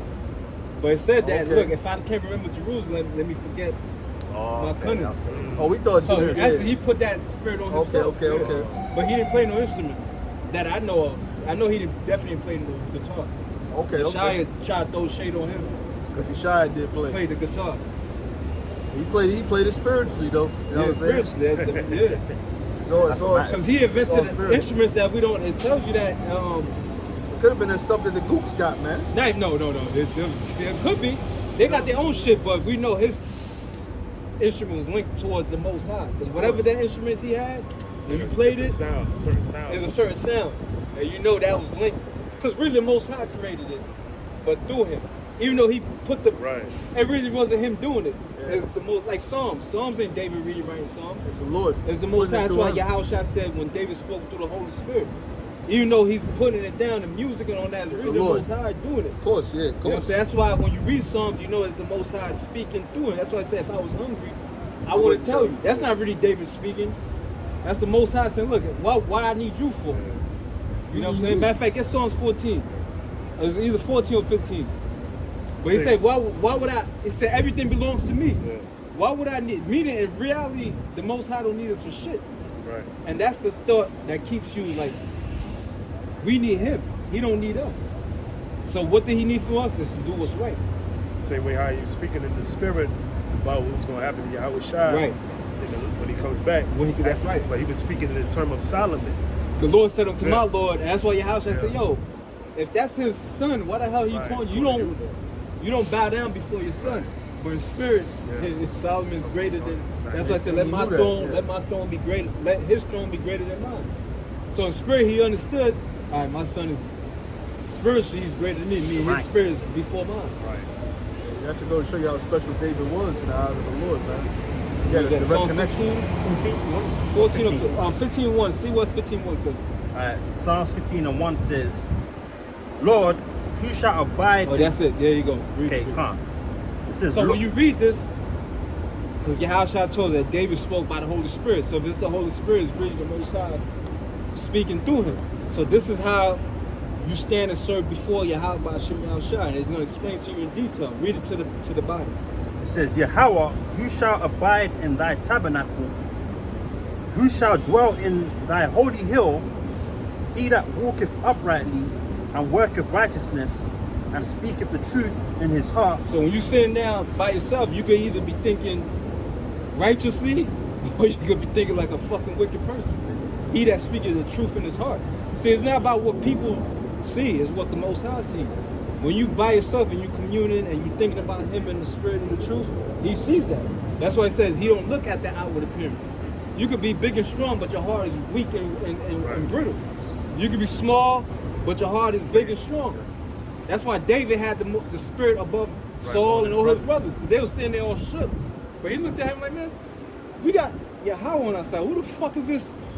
Because this ain't even, this is a big tree, but picture a tree bigger than that. Can be against us. There you go. That's the spirit. This piece of shit right here gonna talk against us and our God. We're gonna show his ass. Because why? Because the truth that was in him, that the Most High put in him. Really had faith. He had the faith. That's it. He took that sling. And basically put a bullet in his head. Because it said it sunk into his head and he fell face down. Well, Boom. you got a guy on YouTube that swings used that ancient world sling, and he slung it at like a great boulder. Yeah, I seen that. Yo, yeah. and it cracked the shit. So imagine that hit some human flesh. You're finished, man. And he used other weapons. David didn't fight every fucking war. With a sling.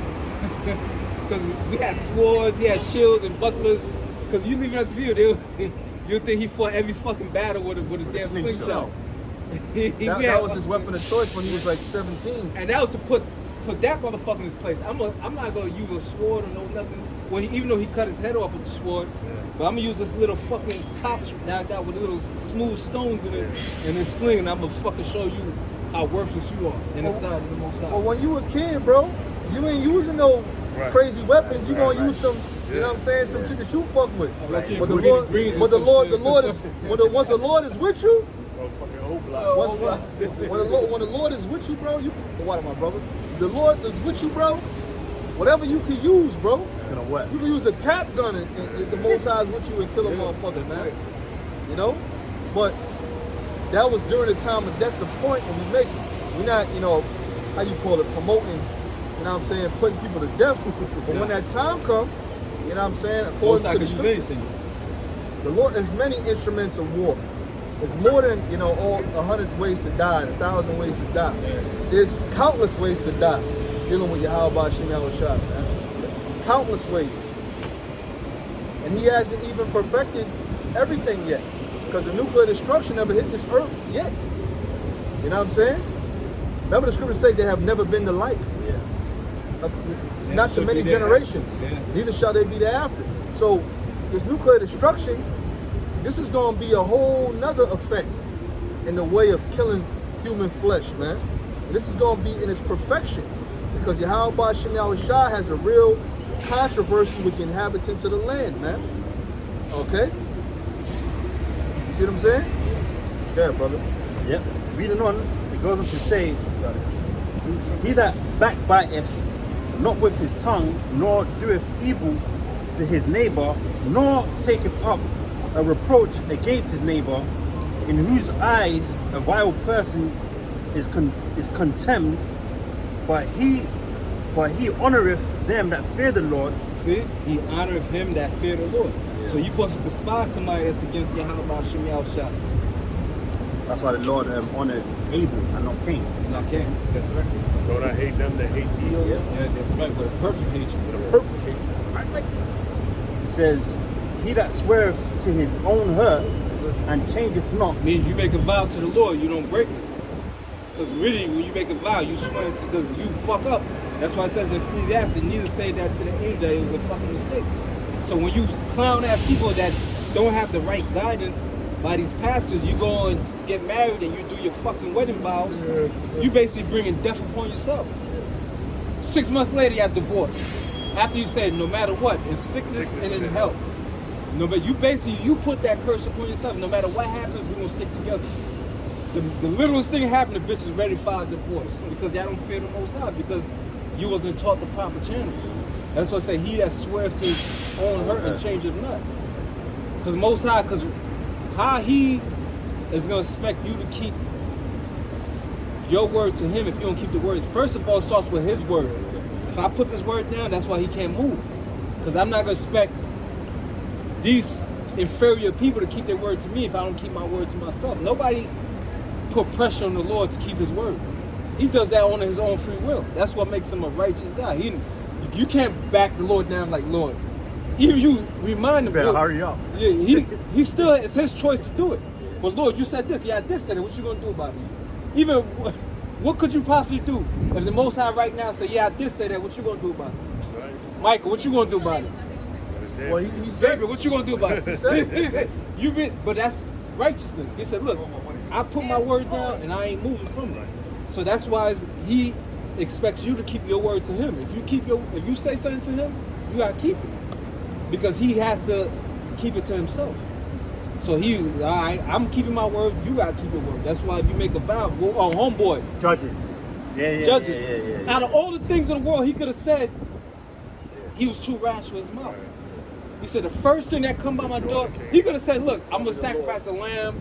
I'm gonna sacrifice this, that, and the third, a turtle dove. He said the first thing, and the Most High proved it. The first thing that come in when I come to my crib, that I'm gonna sacrifice. The Most High made sure his daughter walked by.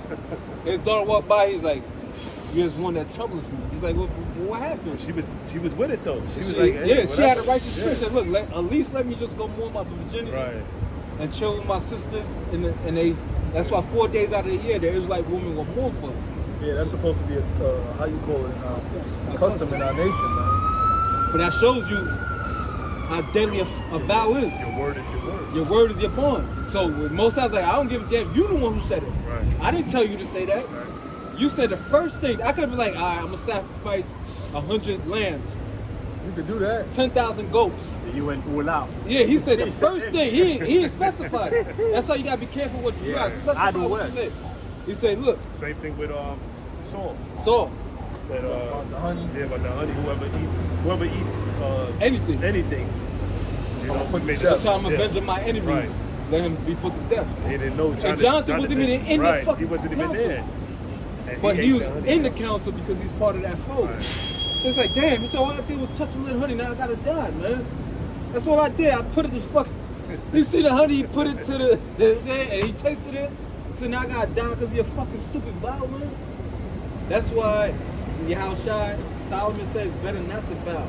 Right.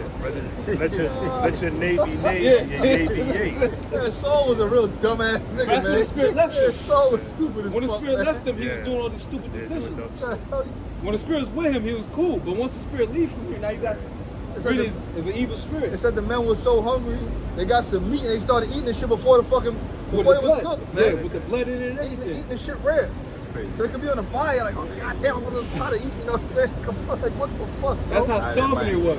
Because you ain't go, bro, you fight a battle and then you win, and that, bro, you fatigued, man, Yeah, because you could be in that battle for hours, bro. for hours. And he made a stupid vow. That's why I said, he that swept to his own hurt and changeth not. Last verse. He that putteth not out his money to usury, nor taketh reward against the innocent, he that doeth these things shall never be moved. There you go. So the Lord said, this is how you stand before him indefinitely. He that doeth this thing shall not be moved. So that's a good scripture to stand before the Lord. So that means if you give a brother a loan, you're supposed to charge him interest on that? Hell fucking no. That's usury, right? You're supposed to be, hey, brother. I'll give you $500, but you gotta give me back 1,000. No. I'm going mob style. And listen, you owe me 4 points. 4 points on this right here. That's wickedness, You're man. not supposed to do that Because shit. you could never get out of debt. Yeah, you could never get out of debt like that. That's why I said the borrower is subject to the lender. Sopranos. Talking about Tony? Yeah, no, he's done it. I've got the guy he done it to, but I know they, haven't. Oh, we did it to the white dude that went to school with his kids. Yeah, the father. Yeah, I know. Yeah, he smacked him around with the stapler. Yeah, that's what I'm talking You know what I'm saying? What's I that forgot mob his name. boss, Michael Francesi? Yeah, He Michael said if they Francesi. owe him money in the football, look, this is what you're going to do. You're going to throw a pass and you're going to deliberately throw it to the other person's hand. Which shows you sports is rigged. Yeah. He said if a quarterback or owe the money or anybody on the team owe the money, because they'll do all this betting. First of all, you're making millions of dollars. There's no reason for you to be making no high-stake bets. Right. It's just a wicked spirit that you got.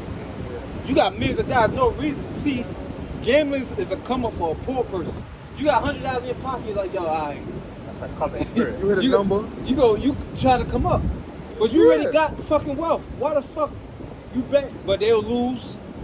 And he said, look, what you gonna do? You're gonna throw the pass into the other team hand. Because they got a couple spreads. All that shit's rigged. Especially college sports. That shit ain't nothing authentic about college sports because them motherfuckers control this shit, man. How you call it? The NBA Finals this year. Yeah, that The shit's only, up. the only reason why the Mavs won one game because that shit was fucking rigged. Go back. Come on, bro.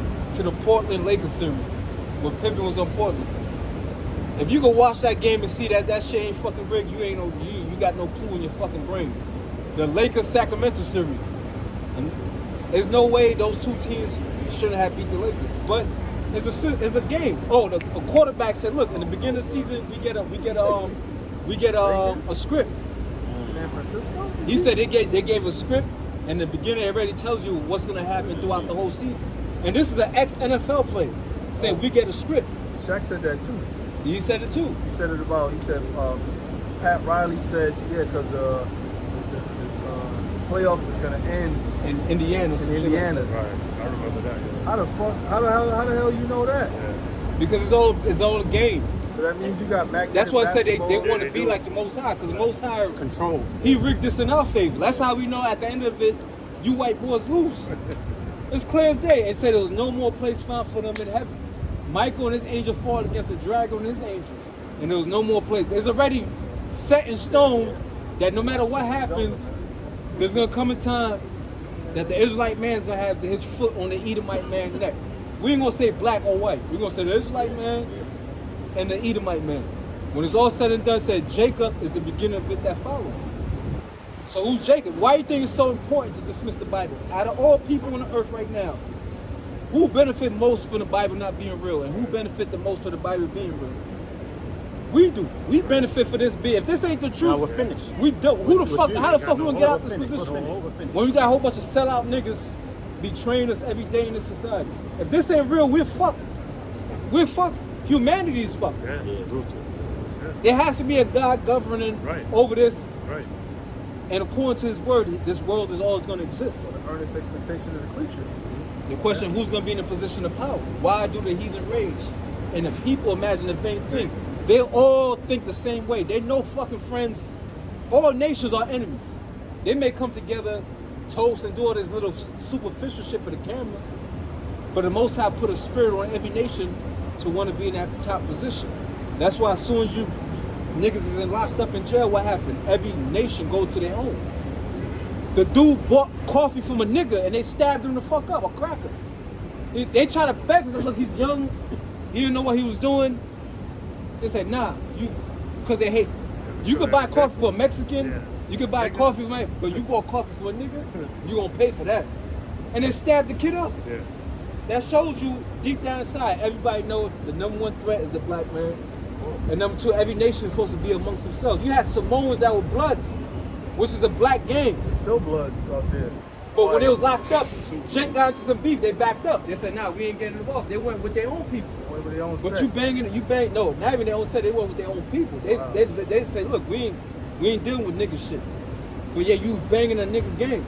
Samoan is not, Blood is not a Samoan gang. Y'all got your own shit. But you became into that on the streets. But on the inside, we can't get involved with that because it's gonna bring too much heat on us. Check this out. I'm watching a video the other day. This kid, he went on, I think it was Omega or something like that. And there was this black dude on there and he was surrounded by a bunch of white boys. So the kid, black kid, right? He said, give me your black card, man. Give me your black card. Because here it is, you the only black dude hanging around all these white boys. You know what the dark-skinned dude said? I'm not one of you. He said, what card? You talking about your food stamp card, you fucking nigger? I'm Congolese. That motherfucker don't know that the so-called white man was oppressing the people of the Congo, just like he was worse than he was oppressing the Negroes over here. Look at King Leopold. King Leopold was chopping your fucking hands off, man. See, that nigga didn't know history or else he didn't know how to answer that nigga. You know what I'm saying? And he could have been an Israelite any damn way. Just like that nigga Myron from Fresh and Fit. That's a fucking heathen. That's a heathen. I've been saying that shit for years. That's a that heathen. nigga ain't nothing but a goddamn Cushite, man. Yeah, that's a heathen. You a goddamn Cushite, man. And he's supposed to hate you niggas. Why do you think he speaks so freely against you? He don't give his shit. He got no banned and fucking shit. flavor or nothing, man. And that other fucking clown next to him, that dude that big, he needs to just be smacking my hat, just smack him back and forth, bro. That dude's just a damn demon, man. You gonna go against your own brother with a heathen, man? You niggas ain't shit, man. It's all about money with Fresh. It's all about money. It's all about money. And he was an FBI agent knowing damn well If it came to it, he's gonna put you niggas in jail. Nothing but a Hamite Hamite, FBI yeah. fucking snitch, man. That's all the fuck you Like are. Tariq Nasheed say, you got the hoochie mama shorts on. You sitting there. Yeah, you got the hoochie mama Any man shorts that on. wears shorts That's been. that's That shit is above your kneecap. Bro, that shit is up his Yeah, fucking yeah, thigh, yeah, bro. yeah. That shit is on his style, bro. That shit is these That's ain't some- swimming trunks. You that's ain't, I some don't see fucking no faggot pool. shit, bro. I don't see a pool nowhere, nigga. All right? You wearing Even- fucking goddamn shorts. Even if it's swimming, my shit, you ain't gonna see my shit. You ain't gonna see my shit dangling, bro. Cause even when you go in the You temple, ain't posted, bro. you can't. The Most High say, look, you can't even walk up to put a ramp, You gotta put a ramp. so bro. your shit don't be dangling. You can't be having no shit, and then you gonna man spread at the same time, bro. That's a wicked spirit, bro. The Lord, in other words, the Lord, I don't want nobody being.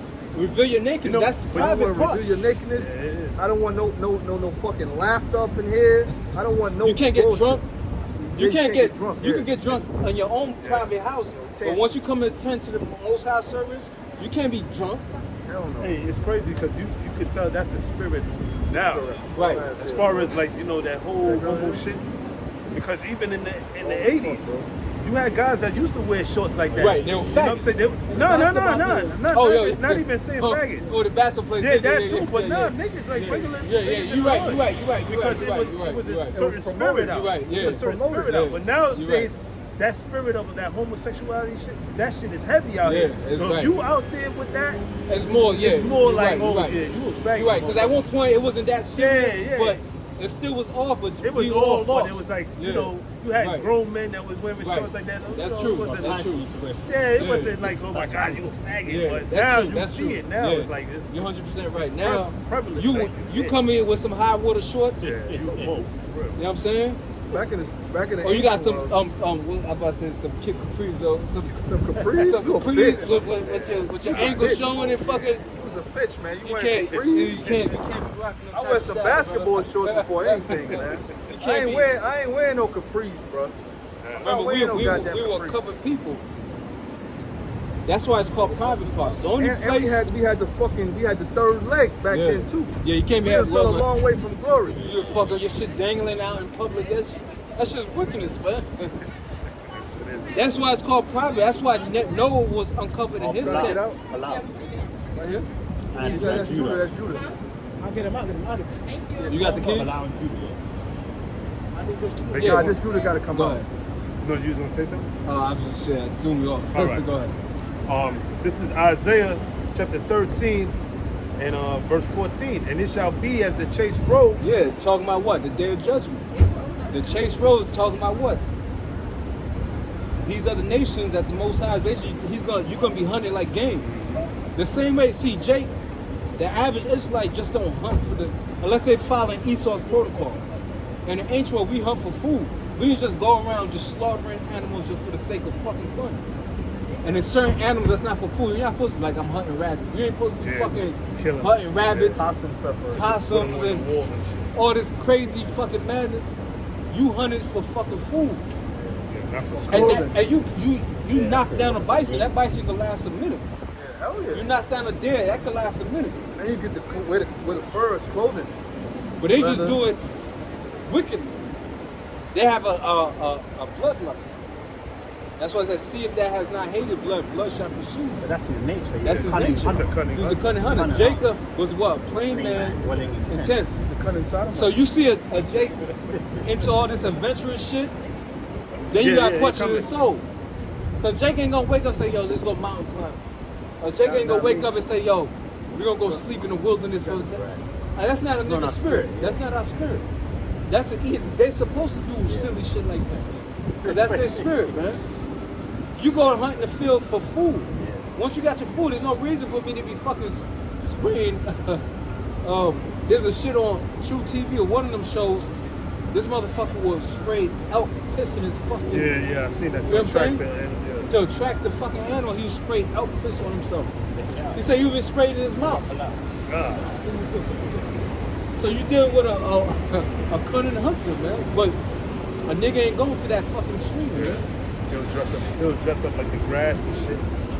Right, he'll dress up like the fucking grass. The result is as a sheep that no man taketh up. Right. If you leave a sheep by remember, a sheep needs guidance. If you just leave a sheep there, it's gonna get itself into some shit. That's why what? We need a shepherd. And Yahweh Shah is that shepherd. You need a shepherd to bring your because you leave a sheep by itself, That's on its own. most likely that sheep gonna end up dead. You know what I'm saying? Because they don't know what they're doing. They don't know. They need guidance. That's an animal that the Most High gave a humble spirit to that needs to be protected and guided. That's why we the lost sheep. This society represents our people without guidance of Yahweh by Shem Shah. And you see how people's into all type of fucking madness and confusion.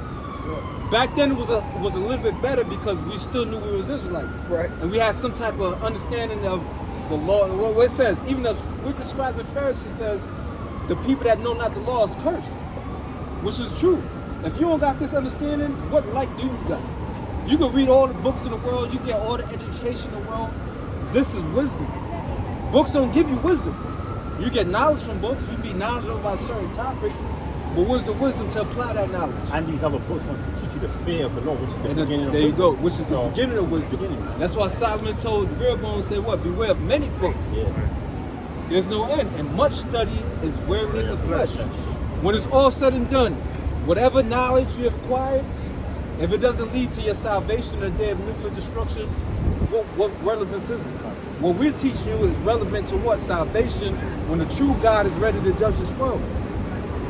What's going to protect? So we don't even have to attack your religion. When the day of judgment comes, everybody got their own philosophy, everybody got their own understanding. When the day of judgment comes, what's going to be a deliverance? Because you're going to need divine intervention. 5% I'm a God. Let's see if you're such a God. Let's see if you defend from these nuclear missiles. All these other false philosophies. The only way to get out of this destruction is through Yahweh Ba'Shem. Well, what does that book say about taking the chip, the mark of the beast? Prophecy. Prophecy, man. And don't That's you what always- separates That's our it, book yeah, from everything in the world. But then you always And the notice law. they always reference the Bible. always Either way, yeah, that's they right. always go back to the scriptures. Mhm. Oh, don't it say in your book or don't it say in this book? Right? So it shows you that all that the religion is all bullshit. It's all bullshit. It says, "They shall every man turn to his own people." There you go. Prison. You get booked right now, all the Spanish people go to one corner. If you're one nigga there, them Spanish boys they're gonna wear you out because of the hatred and the division amongst us as a people. Unless you down with their gang. Unless you down, yeah. There is some like called like black Latin kings or like black Serenials, but you gotta be connected with them on the streets. Right. I mean, like you grew up in their neighborhood.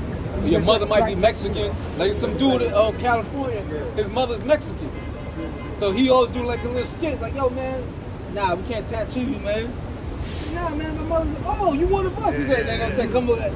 It's all a mentality thing, which really is not. It has nothing to do with your mother. It has everything to do with your father.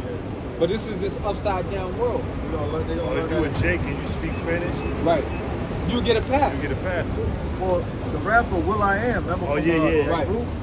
His mom's a Black Eyed so-called Peas. Mexican, I think. Nah, his mom's is black. He grew up in a He Mexican grew up in a Oh, in a community. heavily yeah. populated Mexican community. They even jumped him into the game. He said his moms came out there got jumped- afterwards he got and jumped said, out. "All right, now jump him out." They beat his ass again. Then she took it home and beat his ass again. So he got 3 ass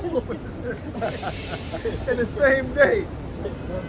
His mom's is on some shit, boy. But you know what? That's kind of the way to be when you a mother.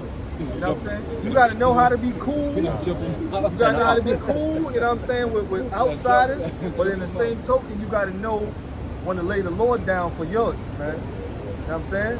Pretty much what you wanted to go on in your crib got to go on. If anything other than that going on, then, you know, maybe somebody got to go. You know what I'm saying? That's all it is. Real quick. She said she brought him down there. Now jump him out. And beat his ass again. He said a Mexican dude came to the house. Yo, Wanda, they just jumped in Willie, you know, or neighborhood.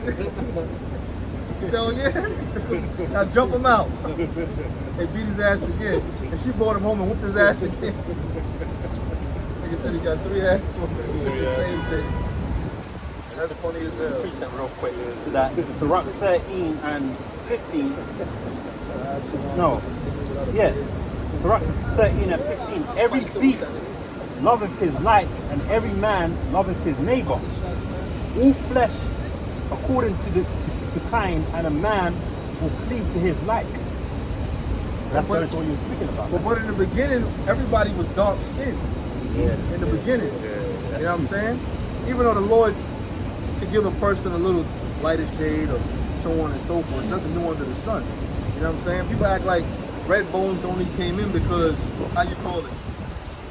The mixture. Nah, that ain't true. The Most High been had all that stuff. But it's a nationality thing. And spirits as And well. a spiritual thing. See the man. You know what I'm saying? Because all the nations have different spirits. So the spirit of the wicked and the spirit of the righteous. That's a whole Can I tell you different something, bro? And there's all their spirit envy us as a people. Whether they want to acknowledge it or not. Everything that comes against our people, beginning with Judah, is envy. It's envy. Especially the Edomite Isaac, spirit. when Isaac, Edomite spirit is crazy. Abimelech was a fucking king of Philistines, and he was hating on Isaac. Yeah. He said, look, you are mighty, meaning what? Even though he was a king, Isaac had more substance than him. Right. That's the glory in this world. Dealing with it. He's like, yo, damn. It's like, look, get away from us. And then he came back humble and said, look, yo, man, make peace with us, man. You remember, we didn't touch you, we didn't hurt you. He said, I thought you hated me. Right. He said, nah, but surely the Most High is with Dealing you. with you, yeah. Let's make a peace that you don't hurt our children and you don't hurt us and our children. And they made a peace, because back then your word was your bond. Even Herod, when he made that vow, Killed him on the spot. his simp ass, I'll give you half. Only a fucking clown was gonna say some shit like that. You never. Oh, you're talking about with Herodias' daughter. Oh, Herodias' daughter. All right. As much Solomon had his head shoved up women's ass, you Yeah. never heard him say no stupid shit like that. I'm gonna give you half my kingdom. And then he said, and the scripture said, he did it because the ones who sat with him. Because now they're gonna look at you like, you gonna keep your word or not? Because if you're dealing with people in an authority, once you don't keep your word, they're never gonna trust you. They're like, damn. How I expect when I'm dealing business with you, you're gonna keep your word with me. So they're gonna be looking at that. So he looked at everybody around him. Fuck. He didn't want to do it. I gotta do it now. Because he spoke rash in his mouth. And it was all set up in the spirit. It was all set up. For John the Baptist to die in that manner. Because he reached his course. Yeah, Yahweh had to take over. Yeah. I must decrease, he must increase. He must increase. And that was his time. He reached the point that the Most High wanted him to get to. Because if John was still on earth, he was like heavy in his spirit right after Yahweh Shai. Yahweh Shai's spirit was top. It was no end to Yahweh Shai's spirit. But John was right there. John had a heavy ass spirit. Oh, yeah. So if he'd have kept going, you know what I'm saying? He'd have been He saying, had to be brought down. Yeah, bro.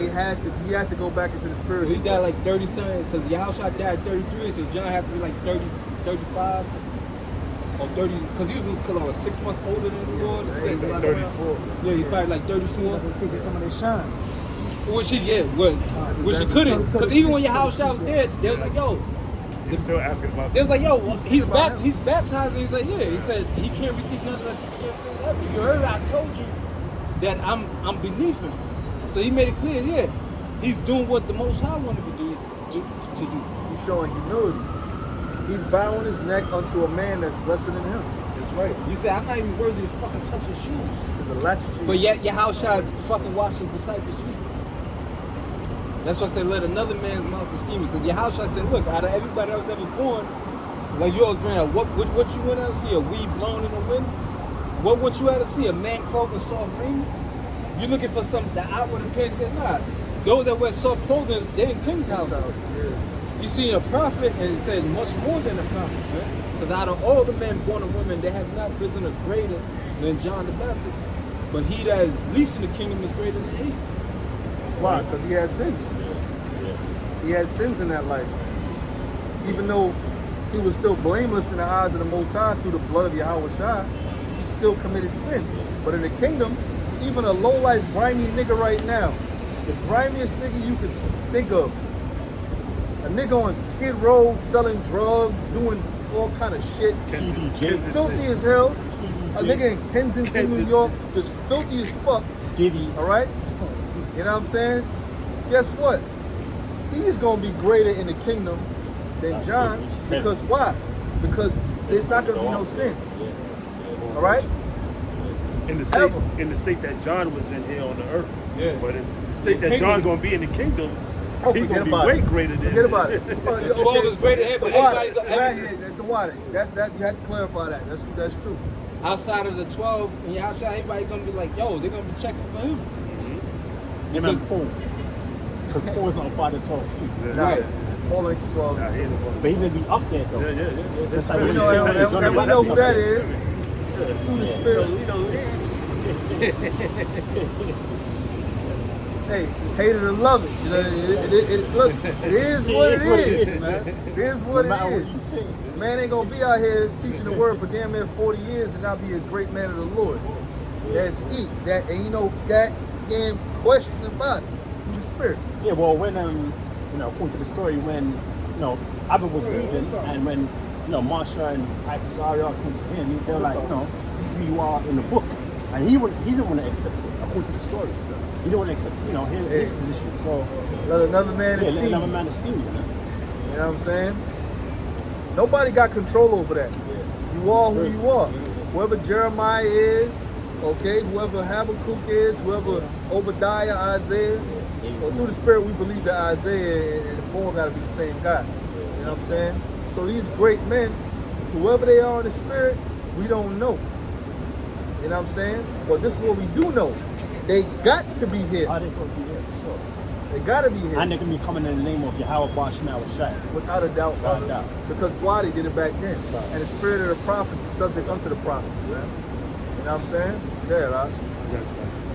This is the book of Sirach, chapter 3, verse 18. Yep.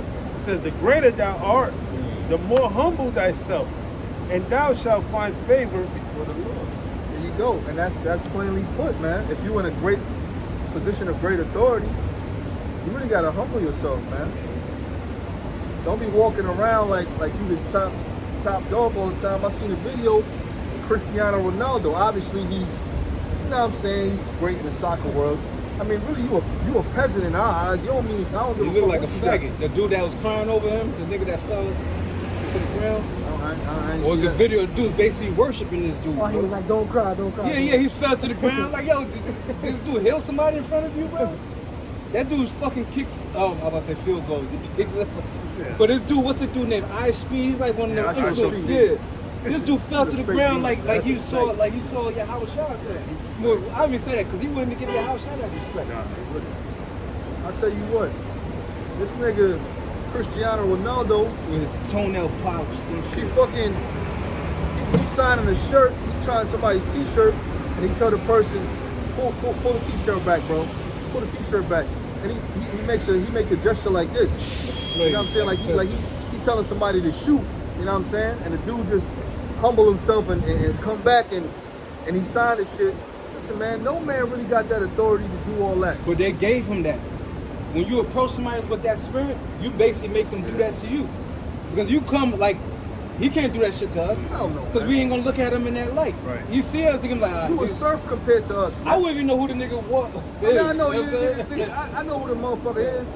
You know what I'm saying? But you a surf compared to us. In Right. this world, you He's might like be somebody. Michael Jordan on the Of the other side, soccer. on the other And side. American niggas don't give a fuck about no You ain't soccer. shit. You ain't shit to us, man. But if you Ain't approach nothing him to like, motherfucker, we see you, but we like, once he don't feel that thing, he gonna Right. know not to act like that. Right. You basically, give them, the celebrities. you give them that power over them. You know what I'm saying? Because you see them, they like Mike Tyson. He Right. said he seen somebody, they really didn't, and he kind No of name felt him like that. He's like, damn. When he realized, damn, I really ain't nobody. You ain't got that Mike Jackson You know what I'm effect, saying? nigga. Yeah, Mike Jackson. I look at him like, He dead now. yeah. Now because of the truth, you see his niggas. Yeah, exactly. Mike Yeah. Jackson, you suspect, man. Yeah, you Mike shit. Jackson used to have that nigga used to actually wear disguises like for real. Couldn't go They'll outside. make some shit to put on this dude, man. That's why people are saying Mike Jackson is still alive. Say he just got tired of the fame. They actually put on some like a They said he plastic died in mask. 1979. Nah, that ain't From a true. crack overdose. That's not true. This dude is 50 That's bullshit. I saw that shit. That shit is They bullshit. said he's a clone. Well, he was dominating in the 80s, so Yeah. That doesn't make sense. Yeah. Because he was the fucking biggest thing in the 80s. That was his so he height. was dead. They said that wasn't a real one. They said they made a fucking. That's what the whole thriller was about. So you didn't say Yeah, you can't. That's why I said everything. They'll tell you anything on the fucking internet. the simple believe every word. Because if you don't got this wisdom, some of the shit seem believable. Like, yo, maybe he did die of a crack fucking overdose, but. Nah. But you see these masks that they be putting on people? Oh yeah. One dude had a Yeah, I mask. That see shit. That shit look too Yeah, that fucking shit real, look bro. crazy, yeah. That shit look too fucking like he put the So that's mask what on. Mike Jack did. But faked his we death know like we ain't gonna go to Machiavelli. that. We ain't gonna go to that extent. He died of a crack overdose. Allegedly. You know what I'm saying? Allegedly. He might be on an island somewhere. Which I wouldn't be surprised, but you gonna be judged With the little regardless. boys. Cause that dude ain't gonna walk in and be part of the Most High's elect. I don't know. Or the foul, wicked. I'm pretty sure he did molest children. Whether they say no or not, he's part of that world. You ain't surrounded by all these motherfuckers You're doing right. You all don't- this wickedness. Exactly. You don't get and on then you're top. just gonna be the only one that's just not fucking Yeah. doing it You don't get on top for a reason, and without. without selling out. You're around really Quincy selling Jones. out. Right. You're around that Which was was a known Clyde faggot. Davis. a known fact, Clyde Davis. Clyde Davis, known faggot. What's the other dude name? The he used to write for Motown. Barry Gordy. Not even Barry Gold, the other dude, the light skinned nigga Oh, with the Smokey. Smokey Robinson. That's a fact. Robinson. That's Yeah. a homo. That's a fact. Gang, You around all the tears of- That's tears why of a clown. There's no way you around. That's not. It doesn't work like that, bro. That's like, all right, we banging, and you ain't banging, and You're we putting in that gonna work. bring you around You all ain't the putting that work evil in. shit that we Right. doing, and then you just sitting there knowing all that. That's it. It doesn't work like that. You gotta be involved. You gotta get your Got hands you. dirty. Got you. Got So you. we don't know the extent that what he Right. did, but just know his hand is just as filthy as the rest of them niggas, Exactly. man. You Not don't only make that, it not to only that, he's a Jake. He's an Israelite. yeah. You know, What? yeah. The thing is, you're not gonna have an Israelite as successful as he was, Right. and he ain't come on. He ain't submit to the white man. You had to. He had to sell out. Talmud Had to told do us the shit. devil. Yeah. Nigga, you served the devil. Right. That was at the You, end. as a little kid, he was doing this. You see the picture Yeah. of him? He's going just like this. With that's pre Right. Operation Mike. Right. He's his little picture. He got the big afro. He's like this. Hold. You don't do that sign for no fucking reason. Joe Jackson let his Sold kids them out. go Yeah. out there. Well, they say that they. Oh, get that It's all scripture. kind of shit, man. Ecclesiasticus. It says Like what? Diana Ross having a baby Um, and it was with somebody and they had to. The covetous man, he said of his own soul to sell. Such is the way of a covetous man, he said of his own soul to sell. That's why Yahushua said what? Beware of covetousness, which is idolatry. He said what? He said, tell my brother to share the fucking goods. Look, my father died. Who the fuck made me? I'm not here fucking to divide your goods. Beware of covetousness, man. Which is the sins of this world, man. Idolatry, idolism. There's only one thing you're supposed to work with. Two things, Yahweh and Yahushua. Because you're supposed to give Yahushua the same respect you give Yahweh. Because he said it, that's part of the ministry. You give him the same honor that you give the Father. Anything else is an idol. You can have a gun or you can have an idol. You can have a weapon, a sword, or you can have an idol. Because you have a sword like the Lord's about to protect me in this battle, or you can have the sword like this sword is protecting me. Somebody think you use this is my defense. You're a fucking fool. If you draw a weapon, most now they gets to ask. right? Says, oh man, you got that saying. I know exactly what scripture. I don't know off top, but I know exactly what scripture you're talking about. Yeah, because at the end of the day, it's not the actual sword or the weapon that is going to deliver you. It's your house. It's the Most High. In the Maccabees, they went to recover the bodies. When they went to recover the bodies, what did they find? Under every body that was laid down, they had idols tucked under their garment. Right. See, That's why they we put can't it see out. that. Right. You going to fight, meaning what? They was trusting. Most High sees every. When it says he sees every fucking thing, that's not to be exaggerated. So whatever bullshit you into, just know you're being watched by him. And he gives everybody space to correct your nonsense. Just know there's nothing on this earth that he don't know what's going on. Every fucking, it could be the most minuscule thing that you think, Most High don't know about this. Trust and believe, he knows every fucking detail. He knows how to judge every single fucking person on this earth. So either you're gonna repent, because everybody's guilty, and change your bullshit and trust only in him, or get laid down. Because they went to that battle trusting in idols. Nobody else knew that until they went like, damn, see? That's when Jacob When the people that's around said, what, put away the strange gods from you. He took all the idols, because Rachel stole off Laban's gods. So once he took them, he buried it. He said, look, that's it. We're only dealing with Yahweh. And now we're only dealing with Yahweh and Yahweh Shah. Because at that time, you didn't have to use Yahweh, because if he didn't come yet. That's why I said, unto this point, you ain't praying my name. Yahweh Shah set that up. Say, yo, up to this point, you ain't praying. Now, anything you asking in my name. Now, you have to put me into it in order for the Most High to recognize you. But there is one man between us and the Father, the mediator, Yahweh Shai. Mediator Yahweh Shai. Even the wine at the Passover. Before that, Last Supper, you didn't have to drink wine. So if you was a Nazarite, you didn't have to cut your hair for the Passover because wine was not a prerequisite.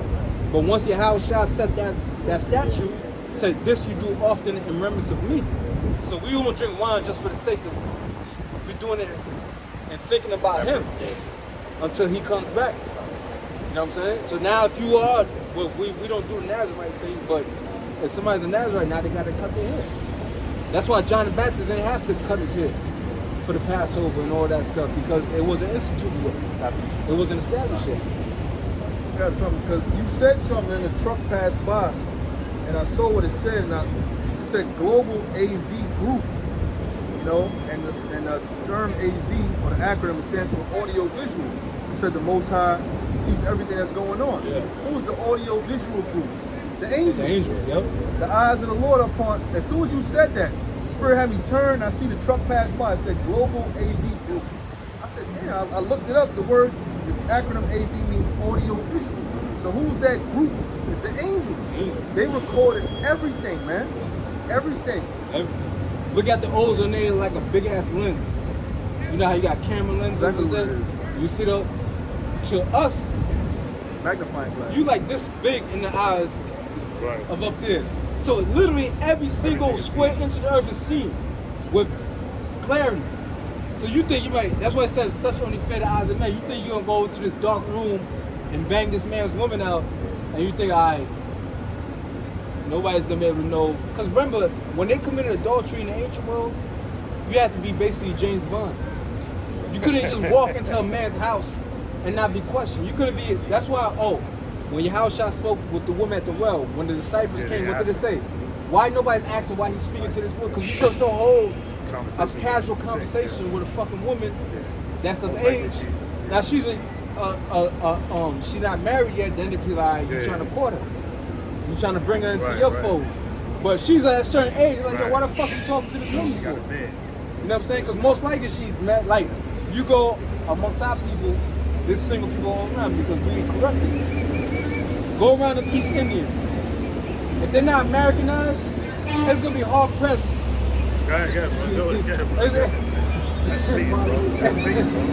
If you go around the East Indian, it's gonna be hard pressed to find a woman that's at a certain age that's not fucking married. Or spoken of. When you go amongst our people, there's single people all the fuck up. There's single women all the fuck around because we're corrupted.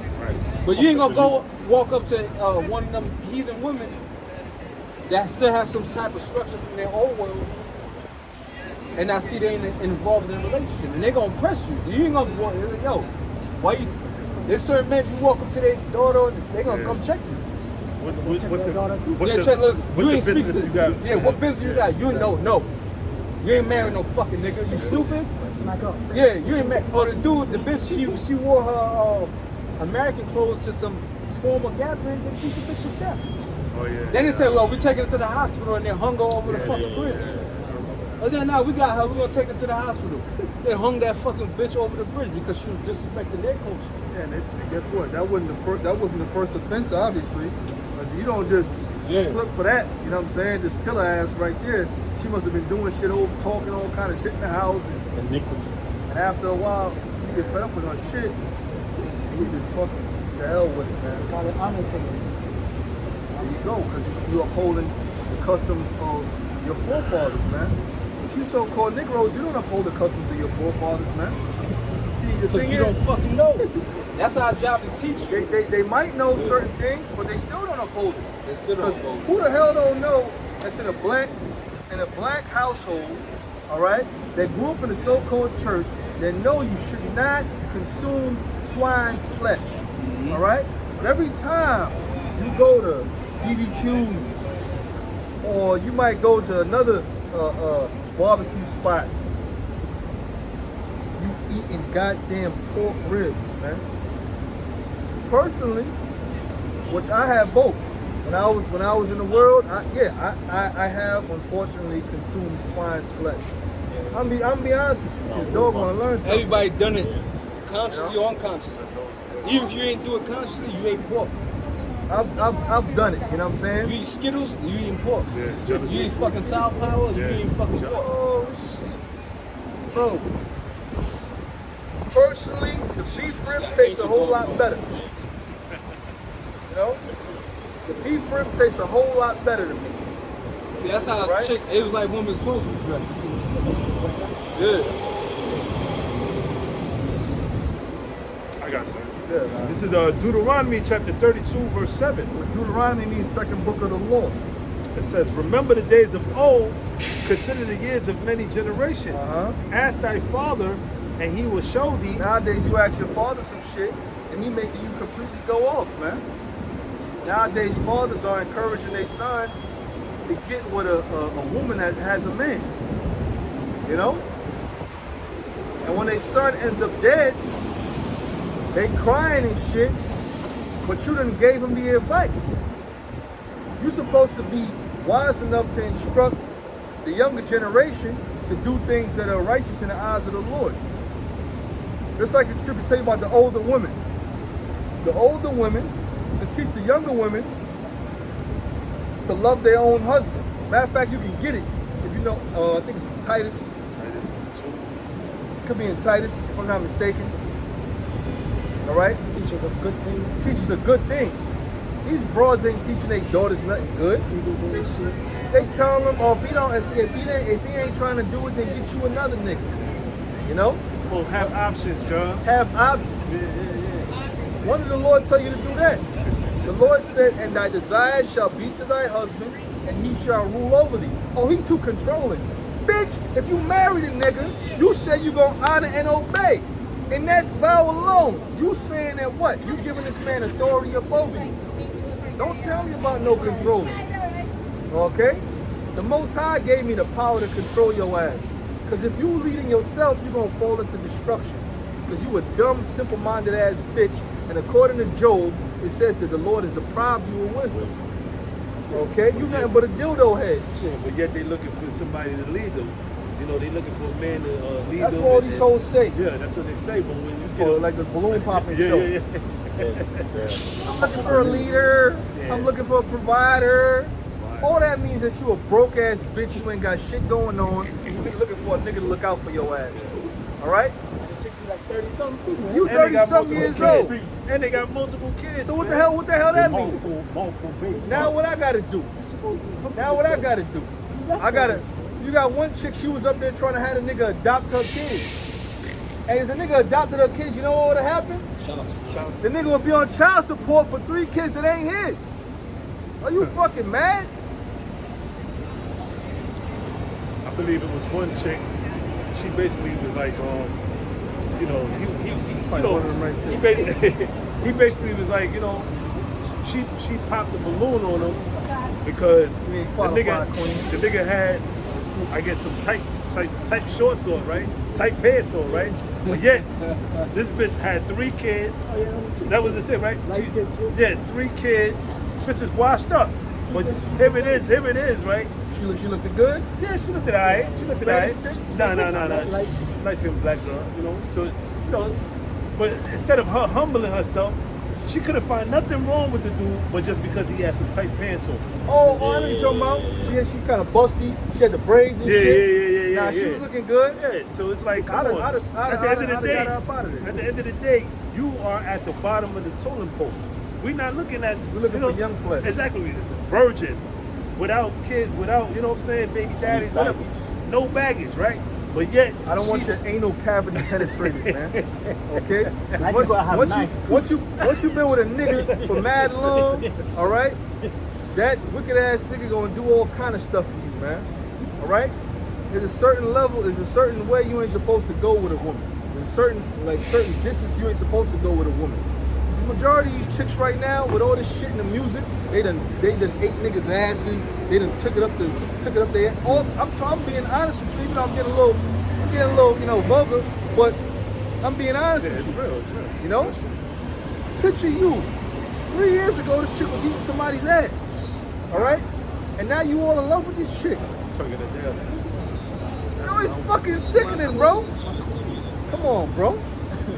That's why it behooves you to try to get you a younger woman, but you're gonna have to go overseas for that. Become a passport, bro. Man, once I get rid of my so-called one, I'm gonna be a passport, bro. I'm gonna be around. I'm gonna be out of there. Yeah. Tu bonita mujer, you know what I'm saying? A beautiful woman. Go ahead, brother. Go ahead. Passport, bro. Read on. It says, ask thy father, and he will show thee thy elders, and they will tell thee. Ask thy father, he will show thee. Thy elders, they will tell thee. All right? But we don't have that right now. See, the thing is, we the elders. We the fathers. You're really supposed to be coming to us for counsel. But they ain't gonna respect us because a lot of times we're younger than they are. You have a 50-year-old man that know how to judge a situation. That's a small matter. So imagine a great matter, you know? You understand what I'm saying? Okay. Hey, so with that, we're gonna give all praises to Yahweh, Ba'ashem, Yahweh Shai, Ba'ashem, B'Kakadash. Shalom to the elect. Bud Babal. You got it.